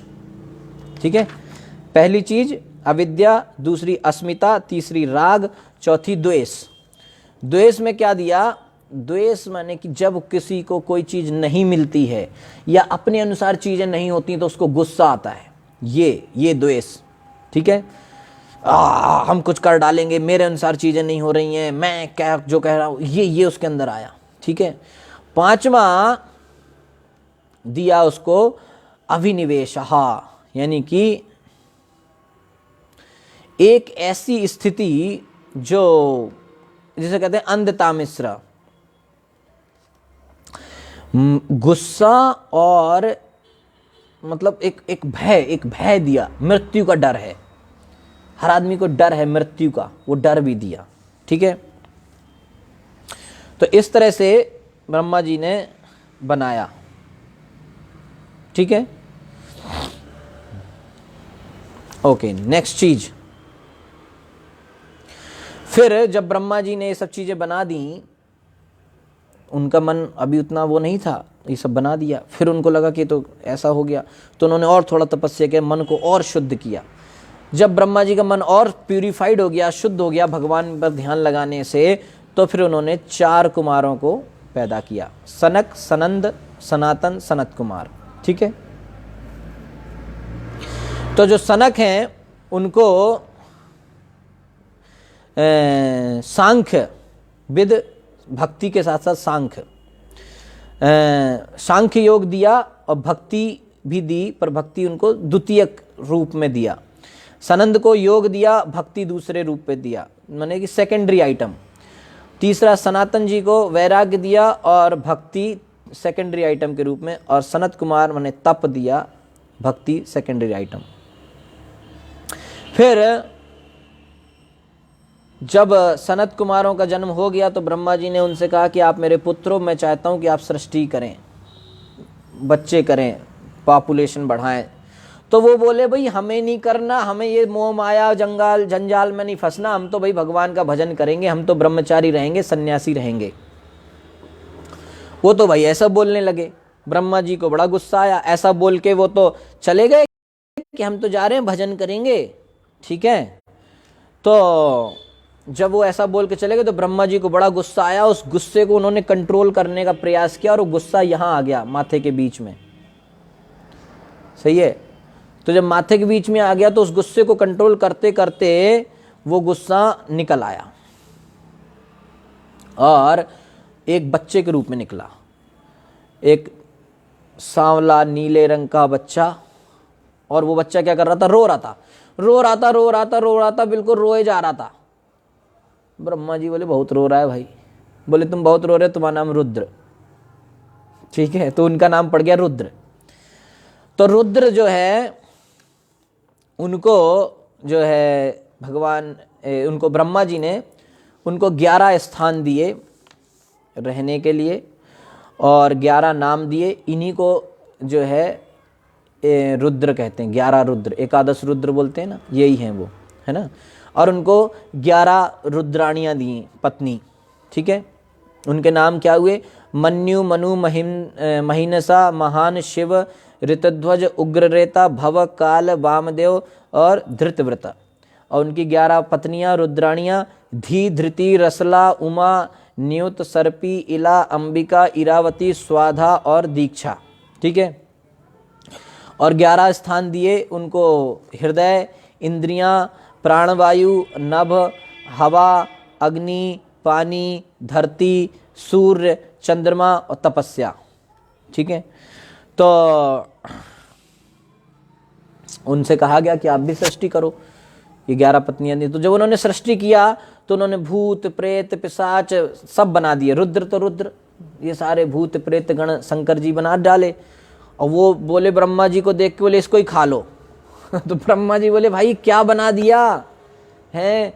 बोले अरे तुम कुछ मत करो, तुम सृष्टि मत करो, तुम जाओ, हम समझ गए, क्योंकि डिस्ट्रक्शन करने वाले तत्व हैं, संहार करने वाले। बोले आपकी जरूरत अभी नहीं है, अभी तो शुरुआत हो रही है, आपकी तो लास्ट में पड़ेगी, आप जाओ। बोले कैलाश पे जाओ, वहाँ निवास करो, जब समय आएगा तब बुला लेंगे। तो उनको वहाँ भेज दिया। ठीक है, फिर ब्रह्मा जी ने अपने शरीर से और पुत्रों को पैदा किया, है ना। तो सबसे पहले नारद जी प्रकट हुए, है ना, सबसे बढ़िया पुत्र। फिर उनके श्वास से वशिष्ठ, अंगूठे से दक्ष, स्पर्श से भृगु, हाथ से पुलस्त, मुख से अंगिरा, आंखों से अत्रि, मन से मारीचि और नाभि से पुलह और उनकी छाया से करदम। तो इस तरीके से उनको जो है ब्रह्मा जी ने ये 10 पुत्रों को और जन्म दिया। ठीक है, तो अभी पहले 4 पुत्र हुए, फिर शिव जी रुद्र हुए 11, फिर यहाँ पे ब्रह्मा जी ने 10 पुत्रों को पैदा किया। नारद, वशिष्ठ, दक्ष, भृगु, कृतु, पुलस्त, अंगिरा, अत्रि, मरीचि, पुलह। ठीक है, और साथ ही साथ आगे और भी चीज़ें ब्रह्मा ने प्रकट की उनको, जैसे कि धर्म को प्रकट किया, और उनके वक्ष से धर्म प्रकट हुआ और बैक से, पीठ से अधर्म भी जन्म लिया। ठीक है, तो यहाँ पे वर्णन आता है, फिर अधर्म का जन्म हुआ, फिर वासना, इच्छा, गुस्सा, लालच, ये सब चीज़ों का जन्म हुआ अधर्म से ही। ठीक है, और तो मैं आपको बस शॉर्ट में बता रहा हूँ, है ना। और फिर आगे ब्रह्मा जी से ये सब विसर्ग है ना। तो वेदों का जन्म हुआ, ऋग्वेद, यजुर्वेद, ये सारे वेद, और चतुर्होत्रम, कर्म तंत्रम, षोडशी, सारी चीज़ें, उपवेद, आयुर्वेद, और गंधर्व वेद, सब कुछ पैदा हुआ, ब्रह्मा जी ने सब प्रकट किया। ठीक है, वर्णाश्रम को प्रकट किया, कई तरह की कलाएं, विज्ञान, सब ब्रह्मा जी ने बनाया है। मंत्र, ओमकार, ये सब निकला। वैदिक जो मंत्र होते हैं, गायत्री, अनुष्टप, जगती, पंक्ति, बृहति, है ना, अलग अलग तरह के साउंड, स्वर, उष्मन, सब कुछ, है ना। उसके बाद फिर ब्रह्मा जी ने ये सब बनाने के बाद फिर जब सृष्टि करने के लिए कोई था नहीं, चारों कुमार चले गए, शंकर जी भी बनाए तो प्रेत गणों को बना दिए। तो फिर ब्रह्मा जी ने सोचा क्या करें। तो जब वो इस तरह से सोच रहे थे तो उन्होंने उनके ब्रह्मा जी से एक पुत्र और एक पुत्री, मतलब मनु और शत्रुपा को प्रकट किया, एक पुरुष एक स्त्री। कहा कि आप सृष्टि बनाओ। तो मनु और शत्रुपा को ये आज्ञा दिया कि आप सृष्टि करिए। तो यहाँ से फिर सब चीज़ें आगे पैदा हुई, इसलिए मनु से ही सब आए, तो उनको मनुष्य कहा गया, मानव कहा गया। तो मनु ने जब देखा सृष्टि बनाने के लिए, बोले धरती पे जाओ सृष्टि करो, 14 लोग पहले ही बना दिए थे। तो जब मनु ने देखा कि जहाँ पे सृष्टि बनानी है भूलोक तो है ही नहीं, भूलोक जो था नहीं, है ना। तो फिर उन्होंने बताया कि वो तो है ही नहीं, तो कहाँ करेंगे। तो ये टेंशन वहाँ पे आ गई। तो इस टेंशन का ये समस्या थी कि धरती तो है ही नहीं, तो सृष्टि लोग बनाए पैदा करें तो कहाँ रहेंगे, जगह ही नहीं है। तो ब्रह्मा जी ने भी देखा तो है नहीं, तो कहाँ गया, धरती कहाँ चली गई।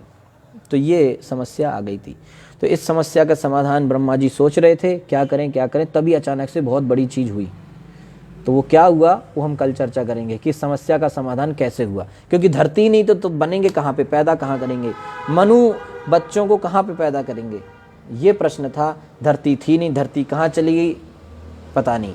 तो ये सोच रहे थे, ब्रह्मा जी परेशान हो रहे थे कि कैसे करेंगे हैं। अब सृष्टि करने वाला तैयार किया, मनु रेडी है, तो धरती नहीं मिल रही, तो टेंशन में थे। तो इस टेंशन का कैसे समाधान हुआ, एक बहुत बड़ी घटना वहाँ घट गई अचानक से, देखते देखते सबके सामने। उस घटना को हम लोग कल चर्चा करेंगे। Hare Krishna. Thank you so much. शिल प्रभुपाद की जय, ग्रंथराज श्रीमद् भागवतम की जय, अनंत कोटि वैष्णव वृंद की जय, निताय गौर प्रेमानंद हरि बोल। Hare Krishna. Thank you so much, आपका समय आपने दिया। किसी का कोई प्रश्न तो आप पूछ सकते हैं।